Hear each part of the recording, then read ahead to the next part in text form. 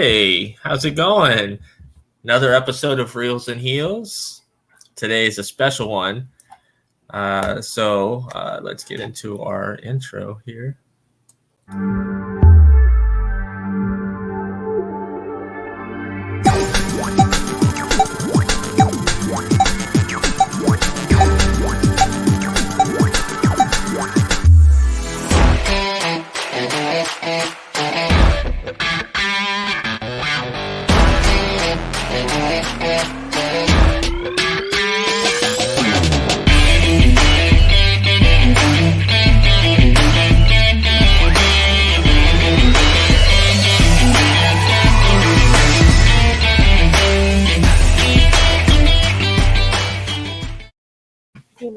And we're live. Sorry.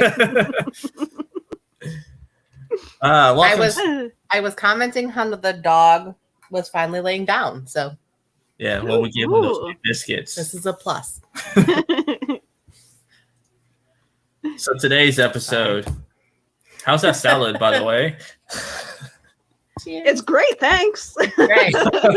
What kind of salad are you eating, Nicole? It's just a garden salad. Oh, okay. With French dressing on it, but It's not just any French dressing, though. It's spicy French. it is. It's spicy sweet French. Oh, It's good. woman to my heart. You know, French dressing is my favorite. Well, next to Caesar, but yeah. Now I'm tempted to try that spicy one. It's good. It is good. It's not super spicy. Although I still don't understand ranch. What is the obsession with ranch? Flavor it everything.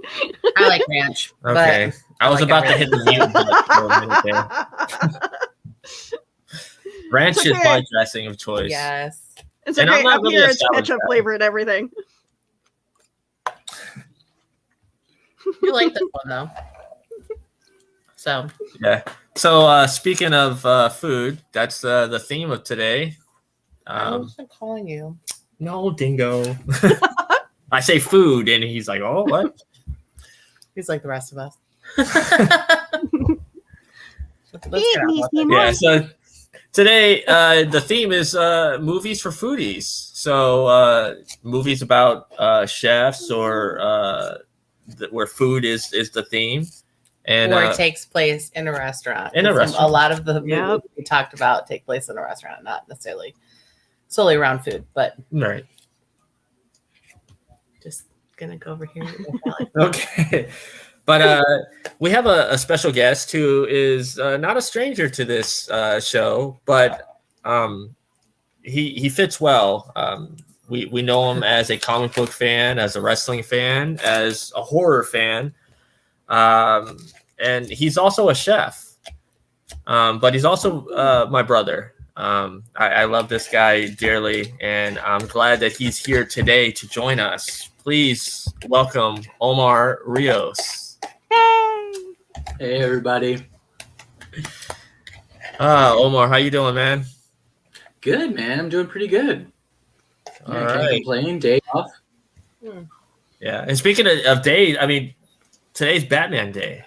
Yes, it is. Yes, and apparently Talk Like a Pirate Day too. So I'm slacking on 2 accounts. So, Willow, you've done some research on the whole Talk Like a Pirate Day. Like, do you know how this happened? I honestly do not know where that started. I am fortunately I could Google it. But yeah, no, I know on Facebook you can change the like how your posts come up into like pirate talk, and Lord. but that's been around since like day one of Facebook though, because I remember several of my friends having it on pirate speech for like years, and then finally it's like, oh, I can change that. Oh, well, happy Batman Day and happy Talk Like a Pirate Day. Before we jump into this, I guess, since it is Batman Day, we'll give a little love to Batman. Omar, do you have a favorite iteration of Batman, whether it be a story from the comics, TV, movie? Oh, most definitely. My favorite comic book of all time, like of in the genre, is The Long Halloween. I think that's the most perfect Batman story ever written. I read it once a year at least, unless I get an excuse to show it to some stranger, and then I'll read it again just because. Now, Have you seen the new animated series with Jensen Ackles doing the voice of Batman for the long? I have. Did you like it? Yeah, it was good.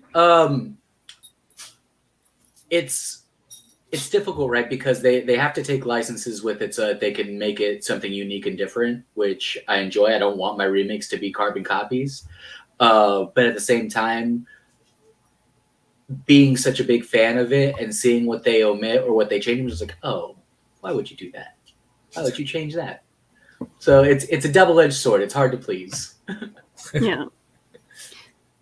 What See, about you, Lola? I will always love Batman Mask of the Phantasm. So good.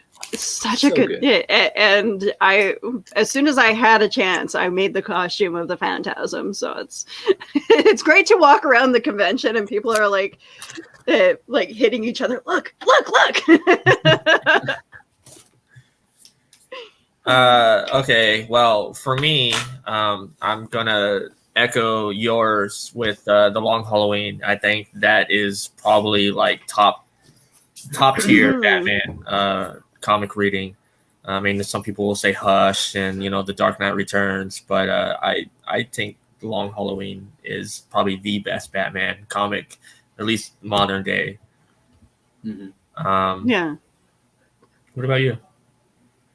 I enjoy Long Halloween, but I also enjoy Killing Joke. So, I mean, I guess it just depends. But I was also the kid that really liked The Dark Knight Returns. So I guess I wasn't really a kid when I was watching it. I was a lot younger than I am now.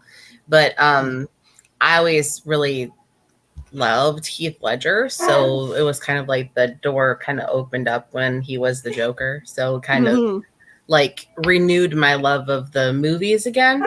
Because I'd always been a Batman fan in the first place. You need to shut up. He wants his opinion to count too. He's like, I'll tell you all about what I think.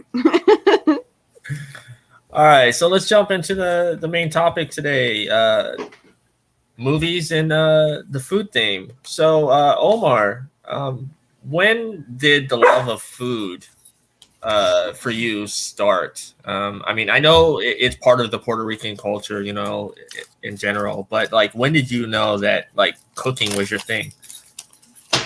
Yeah, well, like you said, it's definitely a big part of the culture. In our family, everybody cooks in the kitchen. It's just a way of life, right? Like you get your turn in there, and you got to produce. As a kid, I remember being like really fascinated with Willy Wonka and the Chocolate Factory. Not just the Charlie and the Chocolate Factory book, which is one of my favorite books as a kid, but like the Gene Wilder and all that. And I was just like, man, could you make food a career, like a living? Like that was the first time that really opened my eyes to that. The idea that this guy had this factory and he produces all this stuff. I guess before that, I just thought they magically just appeared in stores. Another episode of Reels and Heels. Sorry. And no worries. But just like with anything that you see in like when you're younger, the urge didn't find me to cook as a job until like I really needed to. So when I was out of high school and my dad passed away, I needed a job.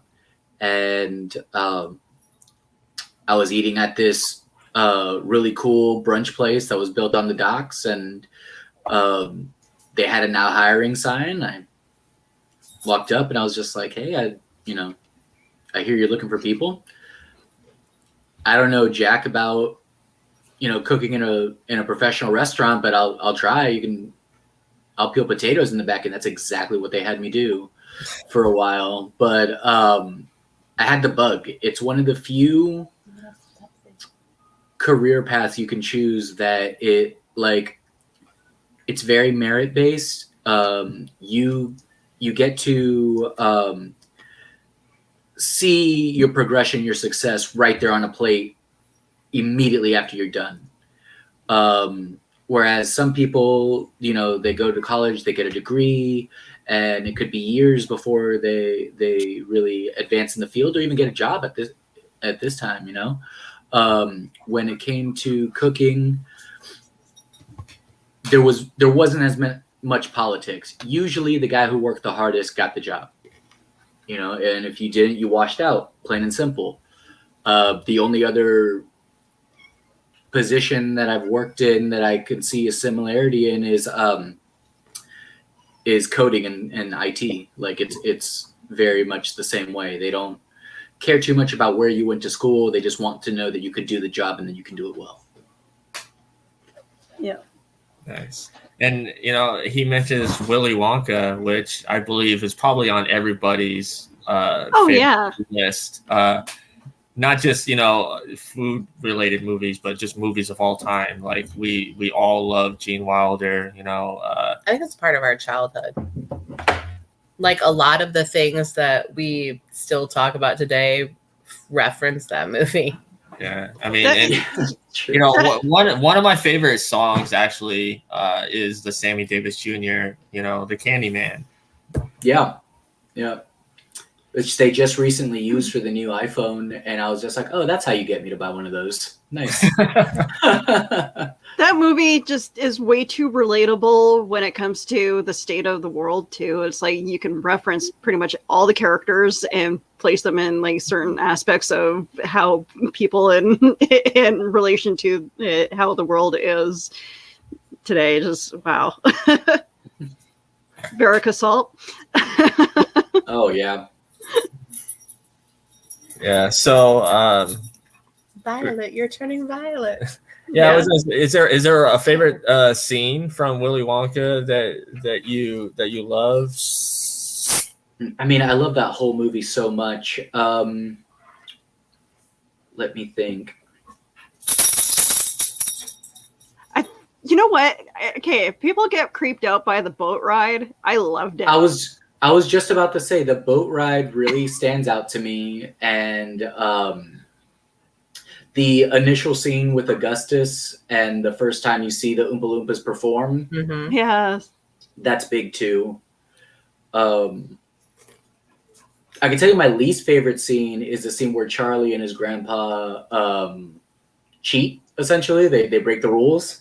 Mm-hmm. And because that kind of defies the whole point of the movie, that he was the one. Right. I just want to say a quick hi to Joe McKeel here. He's saying howdy in the chat. Hi, Joe. Nice. So, really, the whole movie, if you think about the whole movie and the theme of it, is listen to your elders and don't break the rules. That was essentially the theme of the movie. Because, the whole reason Violet turned violet is because she didn't follow the rules. And the whole reason Augustus fell in the freaking river of chocolate is because he didn't follow the rules. It's like right. Yep. But yeah, I mean, like, sorry, I know it's late, but the only reason okay. in that movie, the only reason Charlie wins is because he figures out how not to, die a horrible death in fans. Yeah. Yeah. Versus I think that's one thing that they did really well in the Tim Burton one was that, he was just this good kid. Like he was a humble, good kid that, he didn't break any of the rules. That was kind of the point of the book too. Yeah. I'm curious on this new like movie that they're doing where they follow Willy Wonka like before he was Willy Wonka. I'm definitely curious. I'm definitely going to watch it. Do we really need to give him an origin? Touched on that. They touched on the origin with Johnny Depp's version a little bit, and yeah, that was a creepy vibe to it. So you see this go wrong in horror all the time. Like the biggest criticism to Rob Zombie's Halloween is that they spent an hour giving Michael Myers this, weird trailer park origin, and it just doesn't. It feels like a different movie. It doesn't seem to fit, even within its own movie. Like the second half is completely different from the first half, and it doesn't vibe well, and there's like a disconnect. And they do that with so many things. I'm just like, they don't need origins. I don't need to see how Norman Bates came about.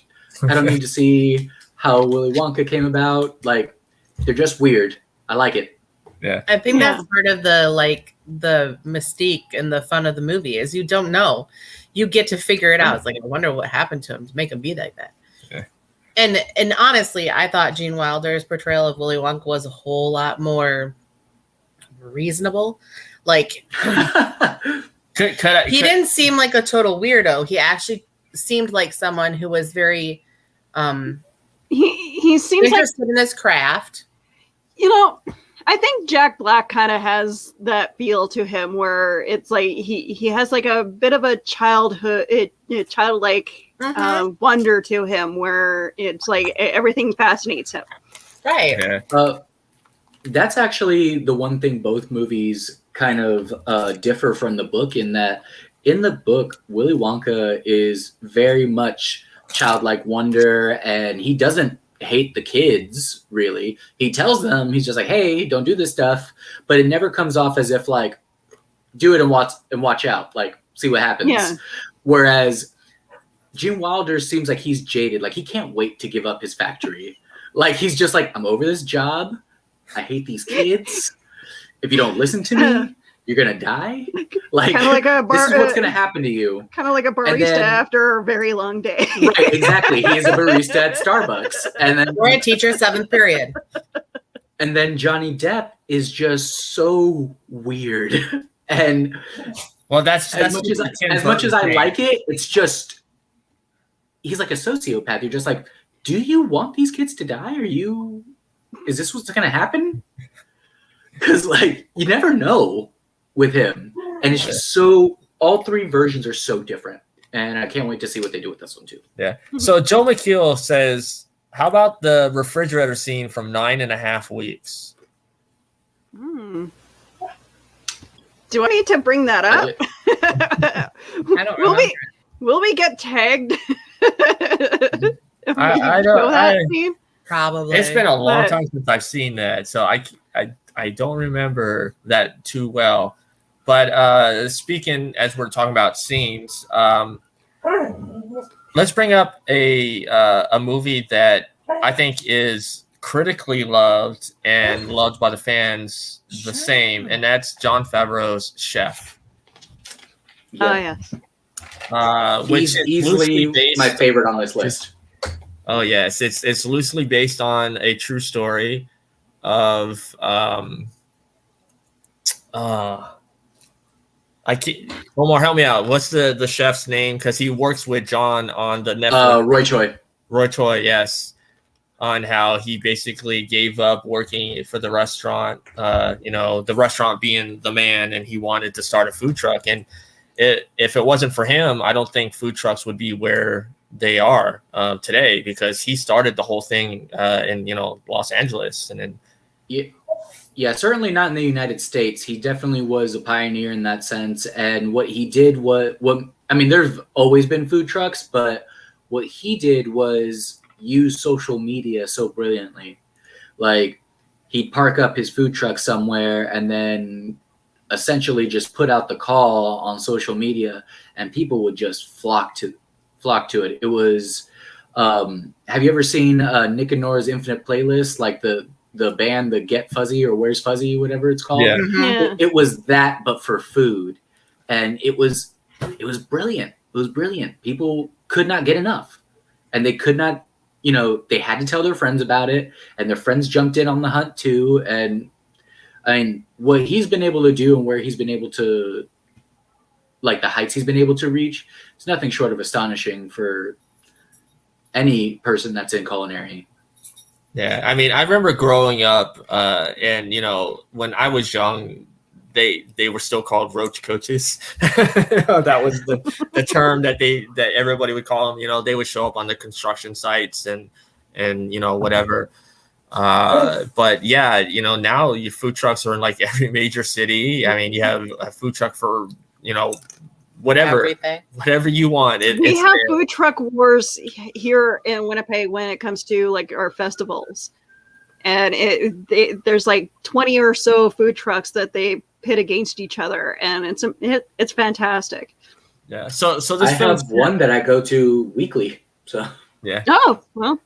So this film chef, Jon Favreau, John Leguizamo, Scarlett Johansson, Dustin Hoffman. Dustin Hoffman owns this like fancy restaurant, and basically wants it the way he wants it. Jon Favreau's character is like, the kitchen is his domain. He wants to be the king and wants to make his menu because he knows what people like, and he wanted to try some things. Dustin Hoffman didn't like it, so he leaves, and John Leguizamo goes with him and gets like this shitty ran down rust bucket, and they clean it up, and they start a food truck, and it's a movie about food, but it's also got a lot of heart because you have the whole dynamic between Jon Favreau's character and his son. Yeah. Yes, definitely. So now, is that movie written by Favreau, or it just stars him? I believe it was. That's a good question. Co-written, and I believe it was also directed by him. Oh wow! It was directed by him for sure. Okay, I'll have to find that movie. See. Yeah, and I believe he wrote it. He wrote it as well. 2014, right? Does that sound about right? Yep, 2014. Yeah. I went and I saw this movie 5 times in theaters. Oh wow! And I remember being distraught on the 5th time because I went to my local movie theater and they had already pulled it. So I'm like frantically looking for where the movie is going to be at, because this is before video on demand and everything, where I can just like pull it at my fingertips and watch it on one of my many monitors here. We were talking about Batman earlier. I feel like it right now. I'm like surrounded by 6 monitors. But your evil lair is coming along nicely then. Yeah, I mean, underneath the cap, I am bald, so watch out. But I found this like old rinky-dink movie theater that was an hour away. I called up the girl I was dating at the time. It's like, hey, I can't hang out. I'm going to watch this movie. She goes, why don't you just come after the movie? I was just like, it's an hour away. I'm going to find something to do out there. And I drove and I went and watched it for the 5th time. I just loved it so much. The cast is impressive.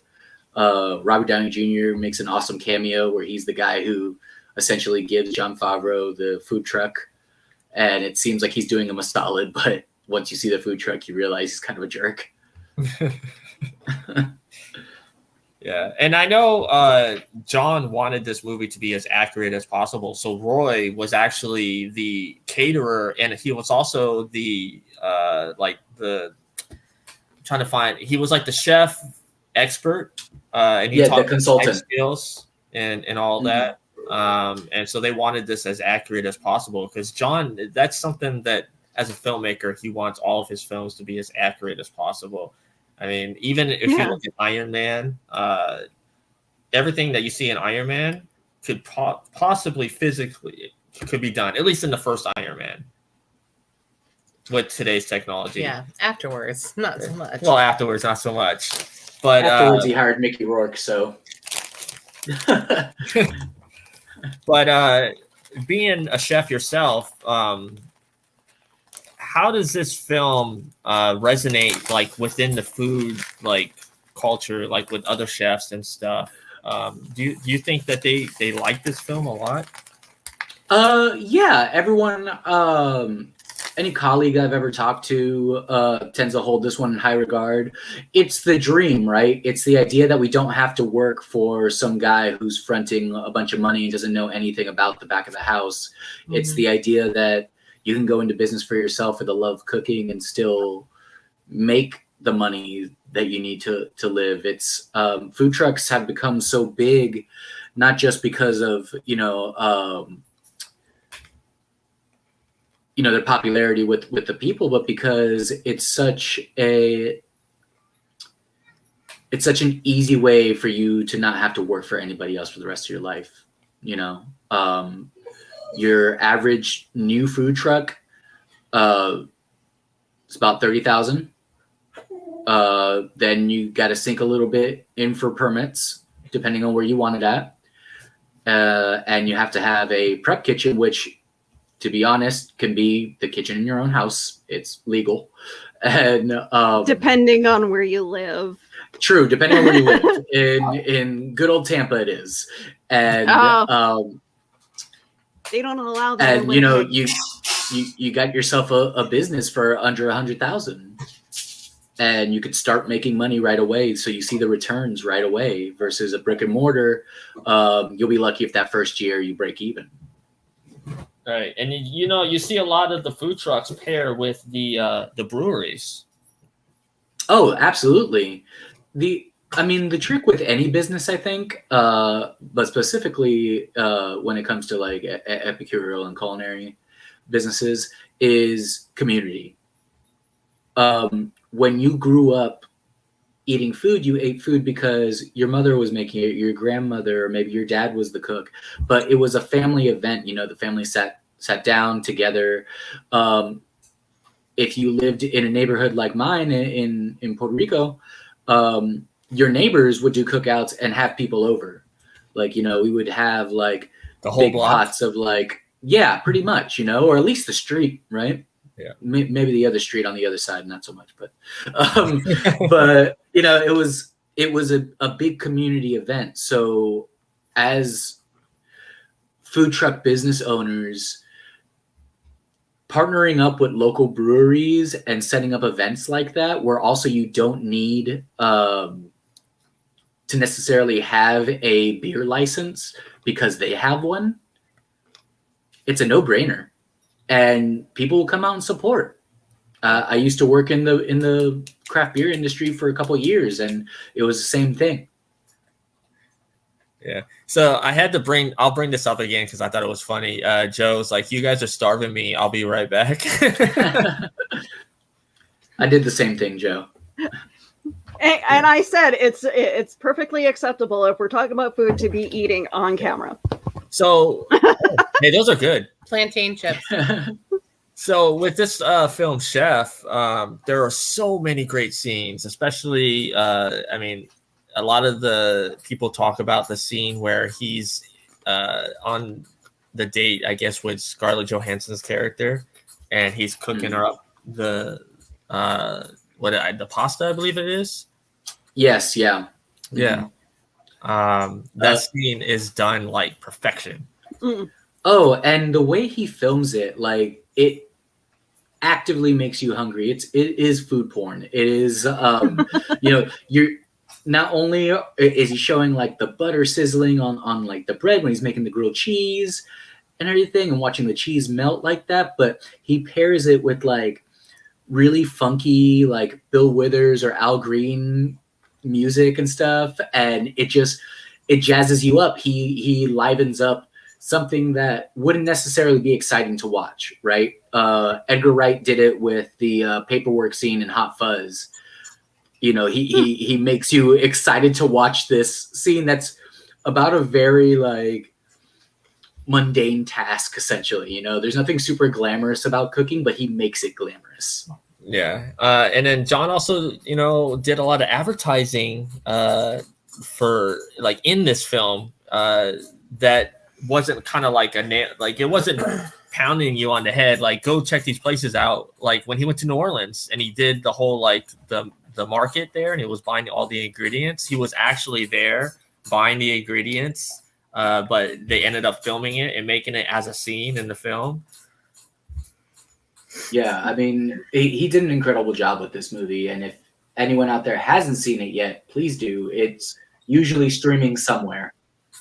Yes. I'll have to look at it for sure. It's on Netflix for sure. Yeah, the movie, and then I will have to say the Netflix like series where he's Oh actually yeah, the TV show is great. Yes. He has many guests come on. And Roy is on all the episodes with him, which is really cool. Right. Yeah. So I'm going to swing this over to you, Omar. What's another film on the list here that we should talk about? Okay, well, so I really wanted to talk about Ratatouille, actually, out of everything.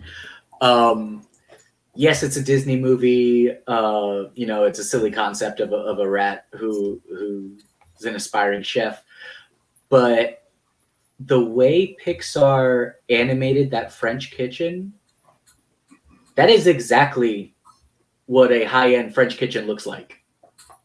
Like, that is one of the most accurate things I've ever seen in any one of these movies that are on this list. And I have a list of like 18 films, plus you guys added a few as well. So it's like, that is easily one of the most accurate things I've ever seen in a movie is the way they animated that kitchen. It's near about perfect.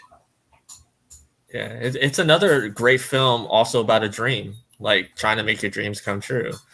Right. Right. That's the essential message is exactly what I said earlier. Anyone can cook. You don't necessarily need the fancy education and stuff. If you work hard and you're passionate, you're going to go far. Yeah. And you pick up techniques along the way. I'm curious, have you ever made yourself a ratatouille dish? I have. I had to try it. My doppelganger, the Binging with Babish guy, is made one, and immediately after I saw it, I was just like, all right, gauntlet thrown. I'm going to go ahead and make one. It's pretty good. Came out pretty good. Do you have a favorite scene or scenes from Ratatouille? So that initial scene where you first see Linguini go through and see the kitchen like that, I teared up because I thought it was so cool to see the amount of detail that they went with. When he serves the food critic, I think his name is Ego or something like that. When he serves the food critic the ratatouille and he does like a flashback to when he was a kid. I mean, that's what food does, right? It transports you to a time that you remember. It's about feeling. You think about like the best time you had when you had that food item, or you think about the worst time. Like, I've had bad experiences before that weren't necessarily about the food, but I'm reminded of it, so I don't care to seek it out and eat it. And that's just something I think they just got completely right. Mm-hmm. Yes. I'm probably like with everybody else that loves the scene where he's trying to play the human as a puppet. And trying to get him to work with him. It's very Weekend at Bernie's. I liked it a lot. So there's a film that I think is a bit underrated. I mean, I know it has its popularity, but I don't think it gets talked about much, and that's Waitress. With Terry Russell. It was also a musical on Broadway. Oh, okay. Sarah Bareilles did the music for the Broadway show. Nice. But yeah, the film, another touching story, I guess, is what I guess there's a theme here. All these movies that have to do with cooking, there is like a heart to the story. Mm-hmm. Right. And Waitress is a true story as well. Yeah. Yeah. Oh, Yeah, I believe, I'm not entirely sure I got this right, but I believe the woman who the story is based off of actually passed away before the movie came out. So she Oh. never got a chance to like really see it blow up and get big. mhm. Yeah. I mean, it's got a great cast. I mean, Kerry Russell, Nathan Fillion, Cheryl Hines, Jeremy Sisto, the late great Andy Griffith was in it. It's about my favorite subject in the world, which is pies. So And I know Nathan Fillion, as much as everybody talks about Firefly and everything else that he's been involved with, he gets asked about Waitress a lot. That guy is a phenomenal actor, and the fact that he started in a show called Two Guys, a Girl, and a Pizza Place, With Ryan Reynolds. and just following his career since then, just he grew as an actor, and he's just phenomenal. He's funny. I don't know. I just love everything he's in. his delivery is phenomenal. I was just watching Slither the other day, and just the way he just quips back, I'm just like, man, why weren't you ever a superhero? Like, Well, he I is feel like that's one of the comedian. most unjust things. Well, for the I longest mean, time, Reynolds got one. yeah. I mean, for the longest We're getting time, there. people was like Nathan Fillion is Hal Jordan, is Green Lantern. I mean, he Yeah. voiced him for a long time, but I mean, live action. If you look at him and then Hal look at Jordan. Hal Jordan, it's like they look the same. But Yeah, there's I that think, that quippiness too that Mhm. Nathan Fillion has. I mean, Ryan Reynolds has it too, but Ryan Reynolds is a lot sharper, and he would have always been a better Deadpool than a Green Lantern, anyways. Yeah. Yeah. I think that one thing that studios need to start coming off of is this need to cast for like a younger superhero, essentially. Like, I think that's why Fillion hasn't really gotten the opportunities. But look at Robert Downey Jr. with Iron Man. Like, you should be able to cast older actors and see what they can bring to it, because I mean, those are the ones that I've had the most fun with anyway. And Benedict Cumberbatch as Doctor Strange, and Yeah. I just It think should be that all about older how- Hal Jordan could be really cool. Yes. I think there should be there's a little bit of all of us who feel like we're never too old to start something new, and why not? Like, Yeah. I think I really sometimes think that that's the heart of the human condition. Is like we're always looking for the best laid plans for us, and if you're lucky enough for it to happen to you, you're lucky enough, I guess. But if you want to try something new, you should always be able to, no matter what your age is. So why do we say that Nathan Fillion can't play a superhero besides TDK? Oh, right. For Which I'd 30 watch an seconds entire in series of that. Yes. the- I mean, and he was in the movie for 30 seconds. Like, Of just his arms just tickling people. yeah. Yes. As bizarre as it is, but I think that that's our human problem, and maybe that's why our connection with food and food movies is so important, because we do live in the world where food takes you back to those moments, like baking cookies with grandma, or making something for the first time that didn't explode or catch fire.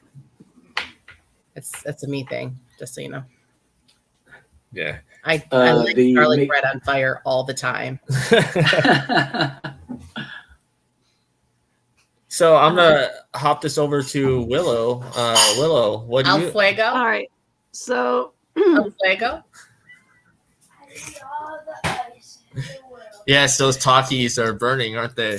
He's like, I hate the whole bag. I'm like, you're an idiot. I feel you, bud. all right. So staying on like the waitressing side of things, Untamed Heart was one of the best romance movies of the 90s, in my opinion. As much as I love, Meg Ryan and her movies, and her and Tom Hanks are just fantastic together. Christian Slater, my God, my cat is driving me nuts. Sorry. Christian Slater and Marissa Tomei do such a fantastic job together in this movie. And Christian Slater plays this really shy chef, and just kind of like, he doesn't talk to anyone. He just kind of hides in the shadows and watches everybody. And Marissa Tomei comes in. Wasn't he the bus? Wasn't he a busboy? I'm so sorry. For some reason, apparently, I made up this whole new story. Where he was cooked. No, that makes sense. But yeah, he cuts himself, and Marissa Tomei's character just kind of treats him, and that's where the relationship blossoms. And it's such a beautiful story, and of course, it hits you in the feels, like right from the beginning. And I don't know, there's just something about, yes, it's a sad movie. I don't want to give it away, but it like, okay, the spoiler thing is up for this movie. Like, if you haven't seen this movie, it's a treasure. Go find the little gem. It's good. I mean, it's been 30 some years in 1993. Almost. Now, I do have a question. Is that is he rocking a mullet in that, or is it just longer hair? It's a mullet. Yeah, it's a mullet. It looks mullety. It's mullet. Good for you, Christian. Good for you, Mr. Robot. But I feel like there's only one person who can rock a mullet, and it's not Christian Slater. But it's funny because like me and my husband, we were talking about this. It's like he like, I think it was soon after this movie where he just kind of disappeared. And then of course he comes back on the scene. It's like, hey guys, I'm back. And it's like, oh, we forgot that you even existed. Sorry. Well, I didn't forget. He had those films like in the mid to late 90s, like Hard Rain, and the one where they are in Vegas, and I think it's Vegas, and the body. Yeah, Very Bad Things. Very Bad Things. Yeah. Yeah. I think that was kind of when he kind of disappeared for a while, was right after that movie, because he did Broken Arrow in 96. Broken Arrow, Pump Up the Volume, and well, he was also in Robin Hood. And he did Untamed Heart, and he did what was it? True Romance and Heathers, kind of in that 10-year span. And then when he did Very Bad Things, he kind of disappeared. And then there was, Very Bad Thing. I guess Very Bad Things came out the same. Well, it came back out the same year as Hard Rain. So I don't know. So I guess it's not that. I mean, I guess maybe that's not right, but he really had his heyday in the 90s anyways. But yeah. And he was much like Robert Downey Jr., where he got into some bad habits and did some bad stuff. And but it's funny, it's hilarious that he plays himself in Archer. kind of himself. I always really liked Christian Slater, so for me, it was my favorite movie in the 90s, like at least one of them. And I cry every time I see this stupid movie. I don't say stupid movie. It's not a stupid movie, but I cry. And every movie that makes me cry is a stupid movie. Which is a lot of them, actually. So I think that there was just this, like, people that are important to us do tend to hang around food, I guess, because a lot of really good love stories are told in the kitchen too. Yeah. Yeah. It's true. So I think Simply Irresistible was the other one. Like, it's magic, but she's a chef. Yeah, Sarah Michelle Gellar, right? You know, she's baking this stuff, and he thinks that, you know, she casts a spell on him, basically, you know. But her food is her outlet. Her food is the way she makes magic, and she puts all of her love and care into it. I think that that's really what food is. You really like to cook it, and you really love to prepare meals and have family around and celebrate that. And this movie came out right in her heyday. Like Buffy had just taken off. So this is another film that I need to check out. She was actually, they were, you know, there's a lot of stigma with the, like, you're a TV actor or a TV actress and you can never make it in Hollywood. And there were certain people that broke that mold. And for a short time span, she was one of those TV actresses that did break the mold and, you know, made it in Hollywood. Hey, she did a really good job as Daphne, okay? I liked her as Daphne. Hilarious, So there's a scene in Simply Irresistible where it's, I want to say it's like towards the end of the film. Okay. It's been a minute since I've seen this film. They're in like a gourmet restaurant, I believe. I'll have to look this up and see if I remember this correctly.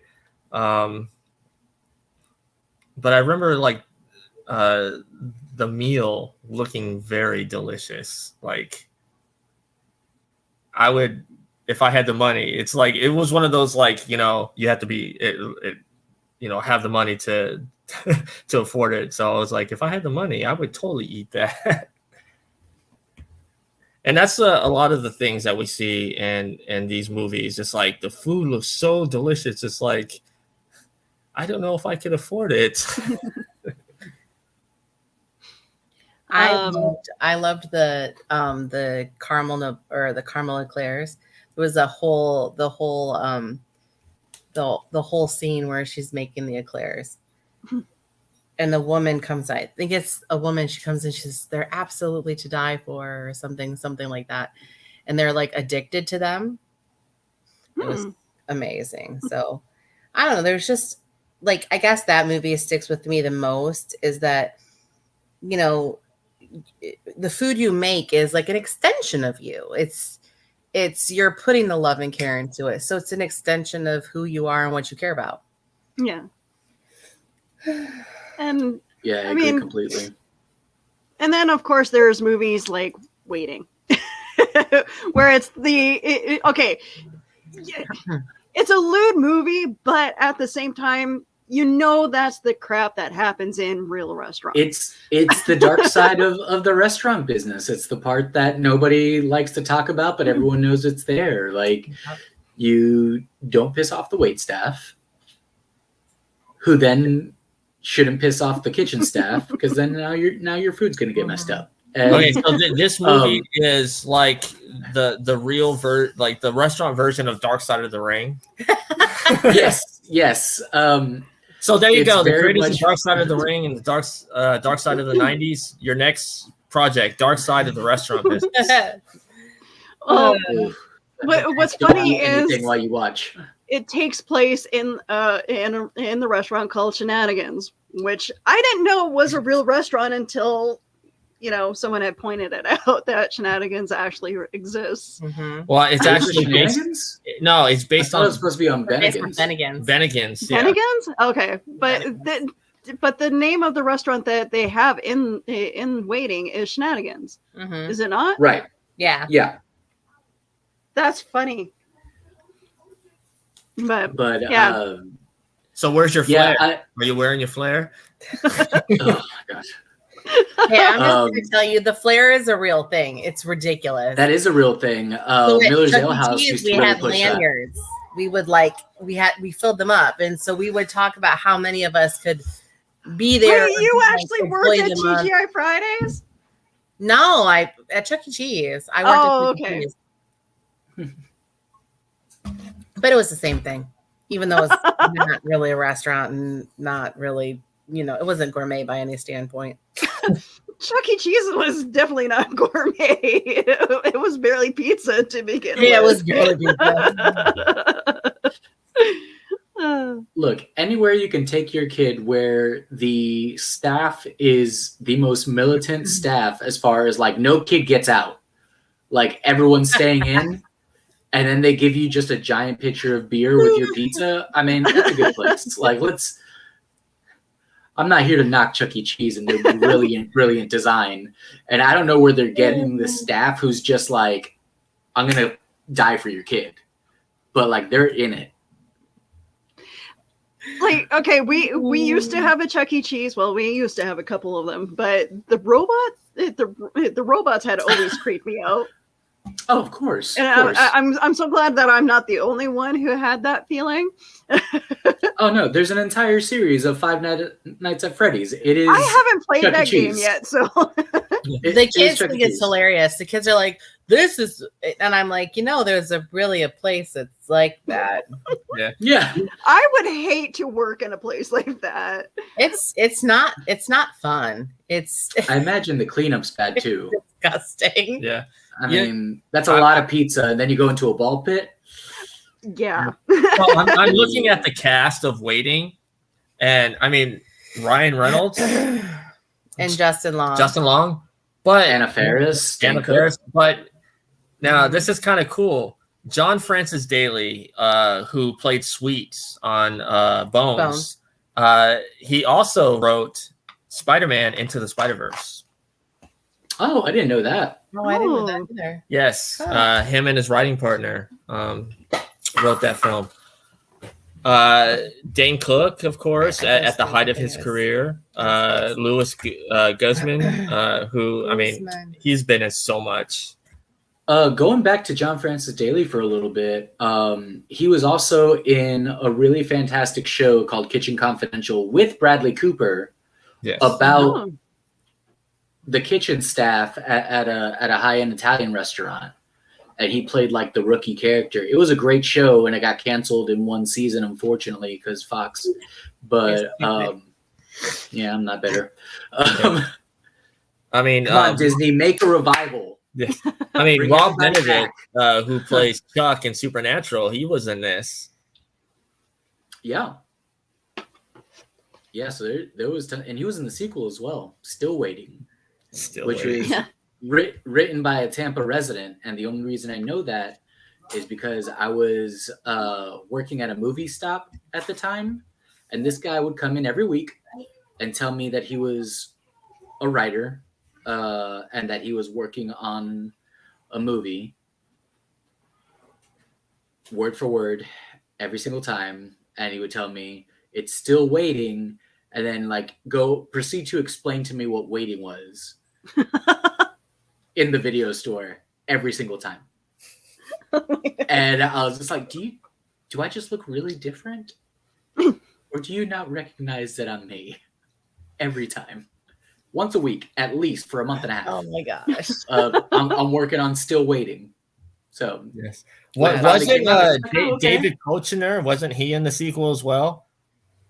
Yeah. And this was, just a few years before. Well, actually, no. The Office might have came out right a little bit after this, right? Oh, I don't know. When did The Office come out? Let's see. The American version or the British version? The American version. The American one came out in 2013. Oh, so when did this come out? This came out before that, right? Yeah, that came out 2005. So okay, yeah. So I'm sure movies like this. I mean, David is, of course, part of the crew that hangs with Will Ferrell and all of them. So he was an anchor man, and then he did Waiting. And I'm sure films like this got him the role in The Office. But is there a particular scene involving food in this film that that stands out to you, Omar? That stands out, or that is accurate? Like, what are we asking here? Okay, it'll be two questions that stands out, and then one that's accurate. Okay, that stands out is gonna be obviously when they wreck that lady's food. That's the grossest thing I've ever seen. I can honestly and safely say that I've worked in plenty of places, good and bad, and I've never seen anything quite like that. That's pretty horrific. That's accurate. The ball game is so super. I mean, there are variations, but that is. Please tell me there's not. That's a fucking thing that cooks do. They're just degenerates. We all. There's a reason we're in the back of the house. We can't. We're not meant for social life, and that's what happens when you put a bunch of them together. It's just animals. But no, for relatable, yeah, I shouldn't say this, but because of, possibly my boss watching, I apologize. But the girl that swears a lot in the movie, that is very vulgar, that is so me. And how she can go from being super angry all the time to super nice. I've done it. Where it's she does the whole happy birthday thing with the ice cream. She's swearing up a storm. I hate this job. Been there. And then turn around. Hey, happy birthday. There is at least one of those in every restaurant, no matter where it's at. At least. It was me. So before we hop into the next movie, here's your pizza. You can just and then we turn around and we're swearing under our breath. Yeah. So before we hop into the next film, Omar, let's hop back into your journey. When did the food school stuff start for you? Okay, so I've gotten a job for the summer working in St. Thomas in the Virgin Islands, where I'm not going to name the restaurant just in case he's still alive in there. But my kitchen manager on the first day that I walked back there was doing lines of Coke off the prep table. And he was dressed like a pirate. And this was my boss for the first time, my first experience ever into a professional kitchen. I'm just like, oh, okay, this is the guy. But I eventually came back to the States, and I wanted to keep cooking and learning. So, of course, I thought I had to go to culinary school. I had to enroll in some type of program and do it. So I enrolled in a semester. And I was young, stupid, and living by myself for the first time. So I flunked out after I basically partied myself out and used up all the money to do so. And ironically, the only jobs that would hire someone with no experience and no education were kitchens. So I got my job in the kitchen anyway. Worked for a fast casual place called Little Greek, where we opened up a few of them, and I helped open up a couple of them in the Tampa Bay area. Then I worked for a sports bar called Peabody's, which is still there, and I still have many friends there. It was a really great learning experience. I cut my teeth there a lot. Eventually, I just knew that I wanted to challenge myself more as far as what I wanted to cook, and I didn't just want to make bar food. So I went out. I remember Peabody's because that's when we first met up, because we actually remember it was a long time ago. We went down there and we ate dinner. Yeah, a long time ago. It was a long time ago. We haven't done anything like that in a very long time. Yeah, I know. We got to change it. We got to change it. We all got to go out. Yeah. But yeah, so I started working at other restaurants and learning learning more, and then I eventually got a little frustrated with having to start over all the time, because one of the downsides of working in the restaurant industry, it's you can have the greatest resume, but they want to see you work your way from the bottom up to the top, no matter where you go. It's just the only way kitchen staff will earn respect for you, and it's how it's been forever. And I got tired of starting from the bottom again every single time, so I moved to front of the house and started bartending and getting into the beer industry for a little while. Then the pandemic in 2020 happened. I found myself without a job, and I had a good relationship with the folks at the Mermaid Tavern on Nebraska locally here, which was a craft beer bar and restaurant, and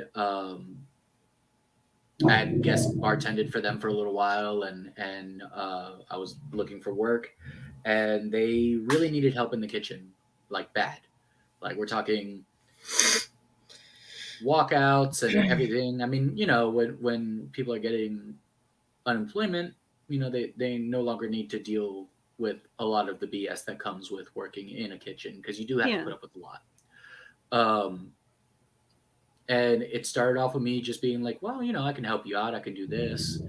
And then it turned into them offering me a deal I couldn't refuse. And then I became the head chef of the Mermaid, completely reconstructed their menu. And,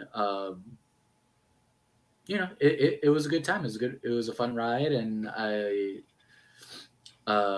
worked underneath some really, really awesome chefs throughout that whole pathway.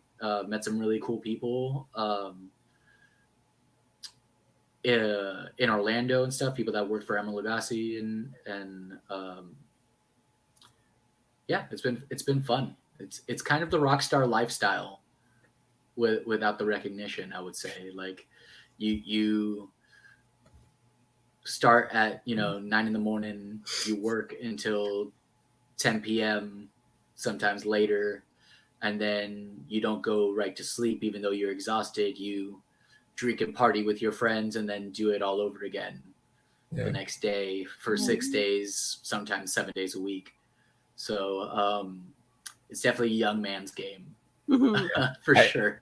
I remember when you came over a couple months ago, before we moved, and we won't tell the stories here, but I remember the 2 stories that you told about the female chef that you worked for, and then the incident. I'll leave it at that. Oh my God, Willow, we'll tell you about that after. You'll enjoy it. Those are definitely dark side of the ring stories. Yes.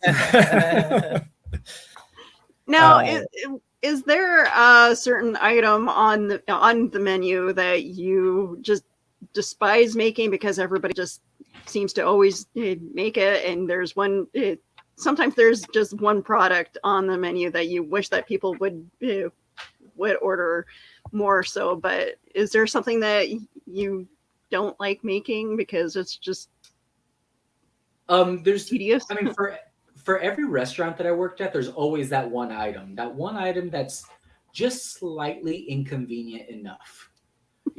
Nothing is ever hard. It's all repetition. You get used to making the dishes, you get used to plating them and seeing how they come out.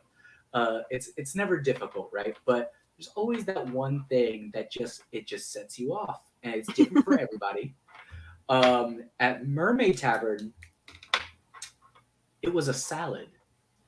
It was the salad is called the Fuck Monsanto salad, and it's an herb salad, and there's different herbs and stuff in the salad, right?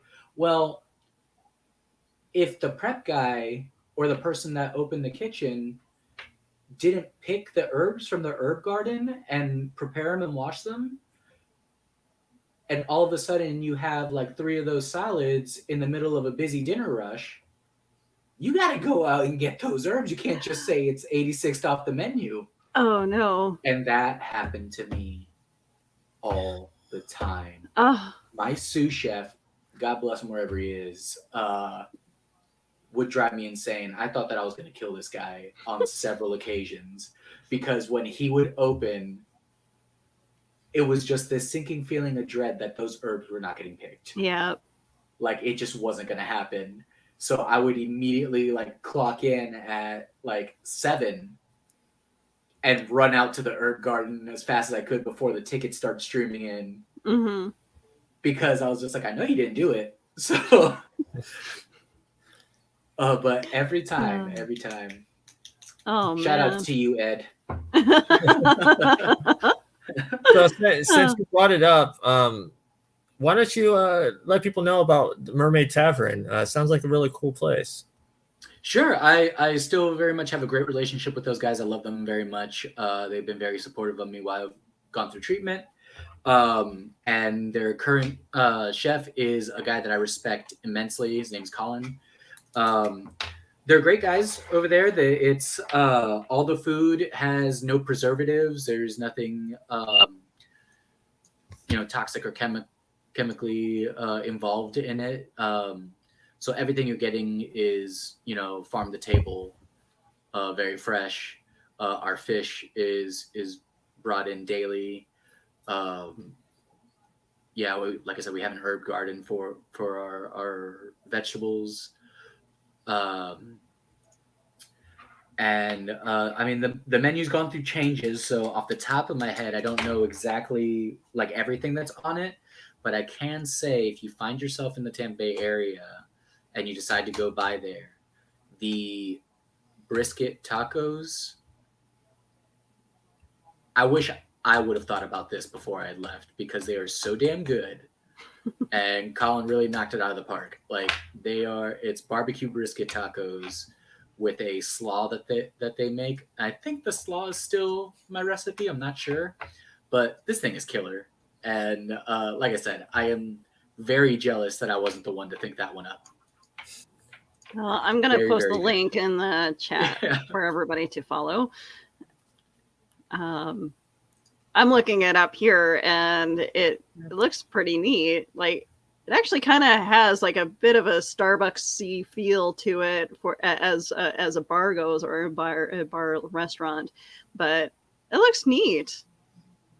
Yeah, it's a fun spot to hang out at. They have a built-in dog park and like a lot of patio seating, like a lot more than most places do. So it's just like a fun place to hang out. You get to try some cool craft beer that you won't get anywhere else in Tampa. And the food's excellent. It's very upscale bar fare for the most part. I mean, when I was on there, we had more plates as far as like I was doing like goat ribs and truffle fries and things like that. But what was the item that they couldn't keep because people kept ordering it that you made? Was it like a gumbo or something? Yeah, so my gumbo, which I still make to this day just because I feel like it, is a chorizo and shrimp gumbo. It's my play on it. I have a lot of Caribbean influence from, my upbringing, but one of the main chefs that I trained under, actually a few of the chefs that I've trained under, all these guys come from Cajun country. So I have a large like Louisiana influence in my cooking, and I tend to put spins on dishes and make versions of that. The gumbo that I make doesn't have rice in it. It's a bean gumbo, and it's made with a little more tropical, like I said, Caribbean spices and flavoring to it, using chorizo instead of andouille. Shrimp and catfish pretty much goes hand in hand in gumbo. It's really good. I will say this though, if you are making it, your catfish will disappear as you're cooking it. Like it will cook itself into the broth, so don't be alarmed. Oh. Yeah, the catfish is such a thin fish that it just breaks down and just fuses with the broth, which is excellent. Added at the end. Okay. I would always a totally different flavor to it then, right? Like a consistency and a texture as well. Yeah, and for proteins, you always add them at the end because they do break down a little bit. The shrimp will hold, and Okay. gumbo, as a rule, is always better the next day. So make Okay. a big pot of it, stick it in your fridge, pull it back out, and you got yourself a good time. Awesome. Yeah, I used to that was one of my favorite things to make. I took a lot of pride in that. I do a lot of comfort food, man. Like I'm not one of these guys that like is really excited about like the deconstruction of a plate or anything like that. Like if you just put like a little like uh breakdown of a sauce on a plate and make it look pretty, like that doesn't do anything for me, man. I want to go to a restaurant to eat, to feel full. So I like my rustic cooking. You know, rustic's kind of a dirty word in the culinary field sometimes. Usually people seem to think that They means that you tend don't to have use it for technique. every like new thing that's out now. Yeah, and a lot of times people are criticized saying that they're you know, if you say that you're a rustic cook, you don't have the technique, and that's just untrue. You know, you're just giving the people what they want, Yeah. feeding the masses. Ratatouille is a rustic dish. Yes. Speaking of ratatouille, That's what reminded me. Oh. So he doesn't sit on my head though. what's next on your list there, Omar? As far as movies, let Yeah. me see. I got Well, you brought it up, Burnt with Bradley Cooper. yes. So Bradley Cooper is actually like we talked about Jon Favreau learning how to cook, and his knife skills are amazing. By the way, if you've ever seen Jon Favreau chop something up, it's pretty dope. He does it like the best. But Bradley Cooper went and trained in Gordon Ramsay's kitchens to prepare for Burnt. And Really? it wasn't like a let me guide you and you know we'll put you on something easy and you can observe it. No, Ramsay was just like, no, if you're gonna come into my kitchen, you're gonna cook and you're gonna work. By the end of his training, he was cursing and BSing with the guys, and he was just one of the line cooks, man, one of the boys. Yeah, that just shows And what kind of actor he is, because he did the same thing for, you know, even though he directed it for the movie he did with Lady Gaga. Stars Born. Yeah, Yep. the whole like singing thing, like he wanted to be as accurate as possible. He went in and he learned the guitar too. yeah, he learned all Yeah, that stuff. I have a lot of respect for his dedication and what he does for movies. You know, he's incredible. That movie in particular shows the obsessive side of the culinary world. You have to have a certain kind of ego to work in a kitchen at a high level. I'm not saying that, you know, you can't get a line cook job and be an easygoing guy. I'm just saying that easygoing guy gets chewed up and spit out in higher professional kitchens. It's a tough place to be, especially if you pull a short straw and your head chef is a French trained chef with those traditions of screaming at you and essentially reaching into your soul and pulling it out. Like it's almost like a fatality every time you walk into the kitchen and have him jump on you. Like you pray that you're doing a good job, and the only sign that you have that you're doing a good job is that he doesn't talk to you. You know, Yeah. He or she, I should say, Yeah. because I've worked for some real tough ladies before. Yeah. So for people that might not know this movie, can you kind of go into what it's about a little bit? Yeah. So Bradley Cooper plays a chef that's fallen from grace. You know, he was a 2-star Michelin chef, which the Michelin star is the holy grail of the culinary world. You can go to places, you can go to places that are called like 4-star and 5-star restaurants, and you'll get very good food. But a restaurant that even has 1 Michelin star is far above said 5-star restaurant, right? To have a Michelin star, it's your Oscar, it's your Nobel Prize. To have two of them, and it's a line in the movie that makes you like Luke Skywalker, right? And then to have three would make you Yoda or Darth Vader. Like, that's, to have three is so rare, and you can literally count how many chefs have them on your fingers, without running out of room. It's such a difficult thing to do, because not only once you get your star, every year after that, you fight to keep your star. So it's not only that you're trying to go for that extra star and get it, but you're also trying to make sure that the quality of what you did last year doesn't falter, because they can literally take one from you. And it's caused a lot of chefs like nightmares. There's a really good documentary about Gordon Ramsay getting his third. It's called Boiling Point. I think it was 1999 when it came out. Excellent documentary. You guys should definitely check it out. But Burnt is about the quest of this man getting his third star. And when you first meet him, he's in self-imposed exile, chucking oysters. And I think it's something like he was going to chuck 1 million oysters before he went back into the restaurant industry and took over a kitchen again. Oh, wow. And we meet him on his millionth oyster, and then he just up and quits. Like, he walks out of the place, he goes, "Oh, I'm done. Came here for what I need to do." And he assembles his Dirty Dozen, his 7 Samurais, to make up this super team of chefs, and work at this restaurant to try to get that third star. And it shows kind of like the egotistical underbelly of it all. Like, his competitive nature and ego is what damages relationships in the movie. And also it's what makes certain people respect him. And you kind of see that duality throughout the entire film. It's really well done. Yeah. And the character that he meets at the restaurant is played by Sienna Miller. And I actually liked her character.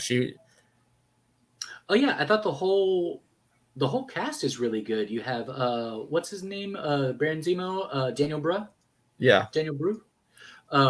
He does an excellent part as the hotel owner that actually owns the restaurant. And the hotel is it Uma Thurman? Or Uma Thurman's in there, right? Yeah. Uma Thurman's in there. Emma Omar Thompson. Sy. Emma Thompson.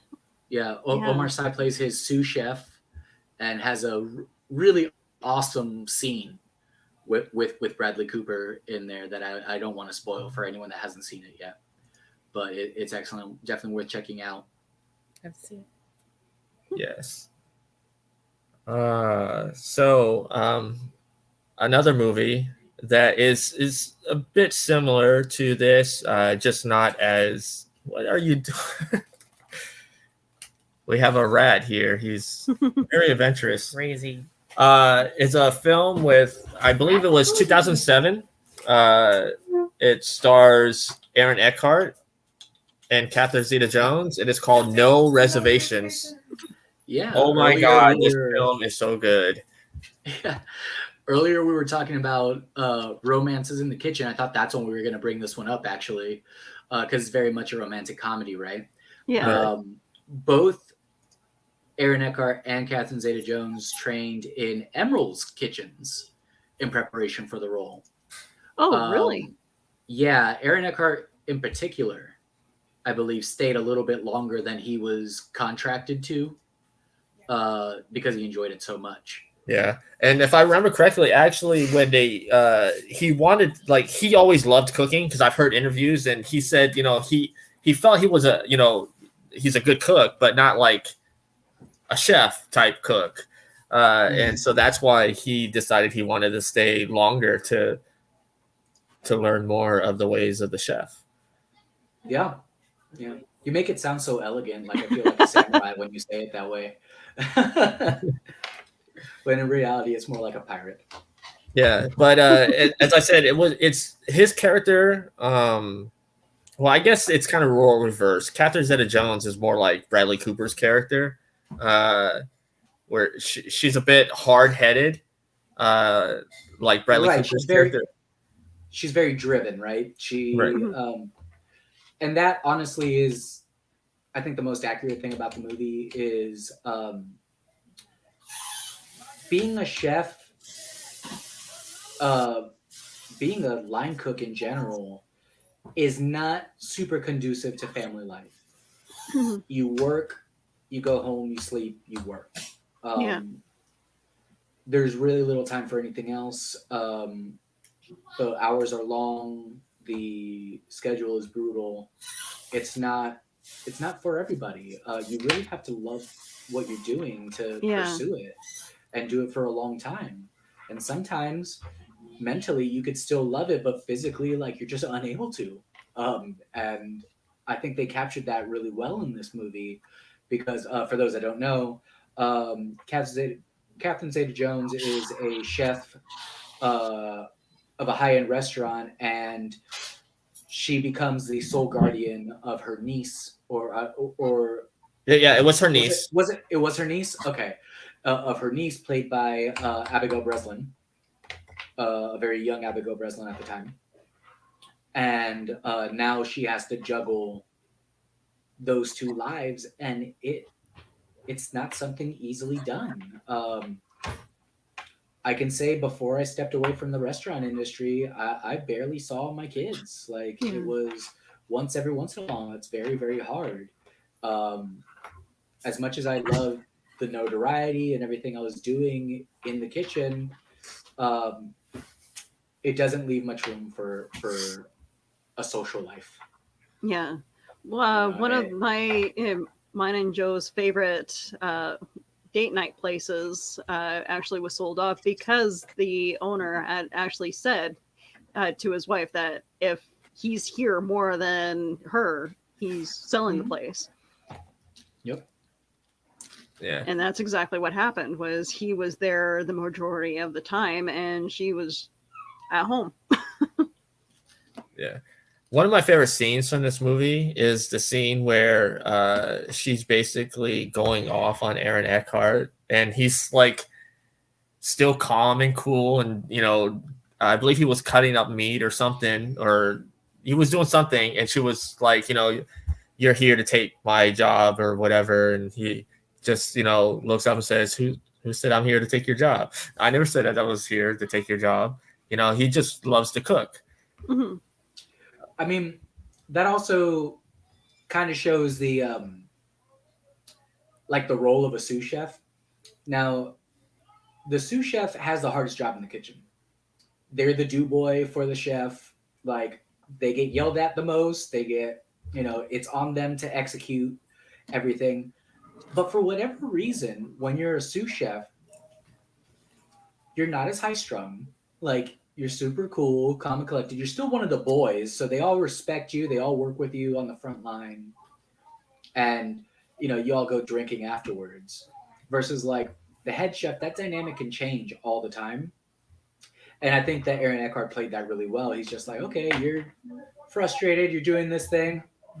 I don't have a care in the world. I'm just here to do this job. And he has the freedom to think that way because the pressures are not on him. If they fail, the pressure's on her. Yeah. Yeah. How would you rate the kitchen scenes of this movie? They were good. They were fine. They didn't focus a lot on that, right? So, like, in the way the shots are set up and the angles, you only see like a corner of the kitchen at a time. So it's very hard for you to get like a real feel of like this kitchen's a living, breathing thing because there's no wide shot that shows everybody hustling and bustling at once. You see a person in a close-up cut too close to Catherine Zeta-Jones's character, or you see Aaron Eckhart off on his lone prep table at a station showing Abigail Breslin how to do something. It's you don't get an intimate relationship with the kitchen itself, right? Not like Burnt, where you see the chaos, you know, or Chef, as well does a really good job of it too, where they just show you the whole kitchen. Everybody's moving.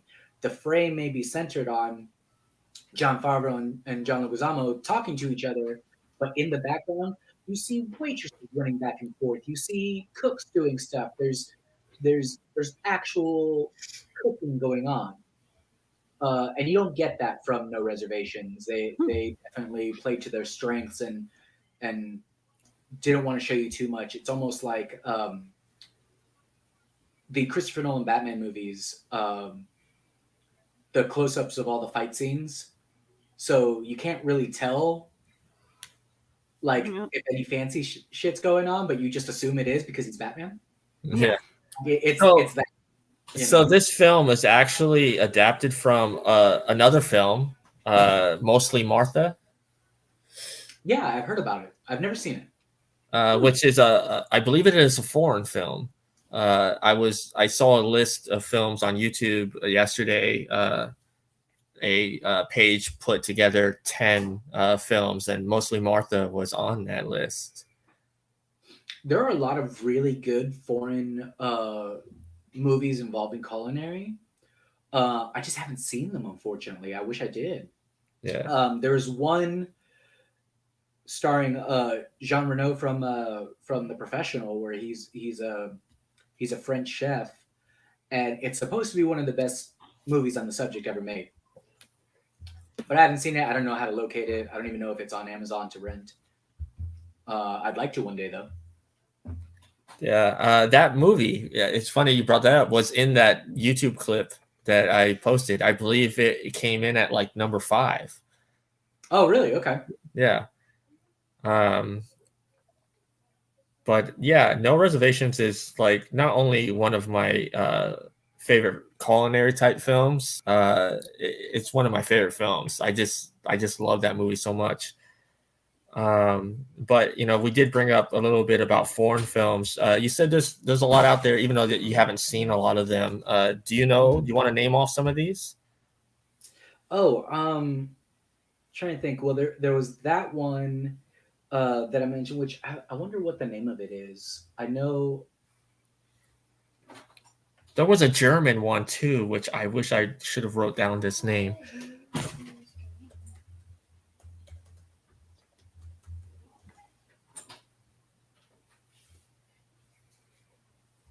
But while you're looking that up, Willow, do you remember No Reservations? Have you seen this movie? I unfortunately have not. I've heard of it several times, and it is a movie that is kind of on the list of many movies that I need to see yet. But yeah, no, it definitely looks like a good movie. Yeah, here in the States, it is available to stream on HBO Max, so I'm sure it's available somewhere up there in Canada. Yeah. I'm sure I can find it on YouTube. I mean, I can't believe I couldn't think of this one off the top of my head, but Chocolat with Johnny Depp in it is definitely up there. Eat, Drink, Man, Woman is on there, from Taiwan. See, this is one that I haven't seen or heard of before, called Tampopo. It's like it's called a ramen western. So I'm already curious.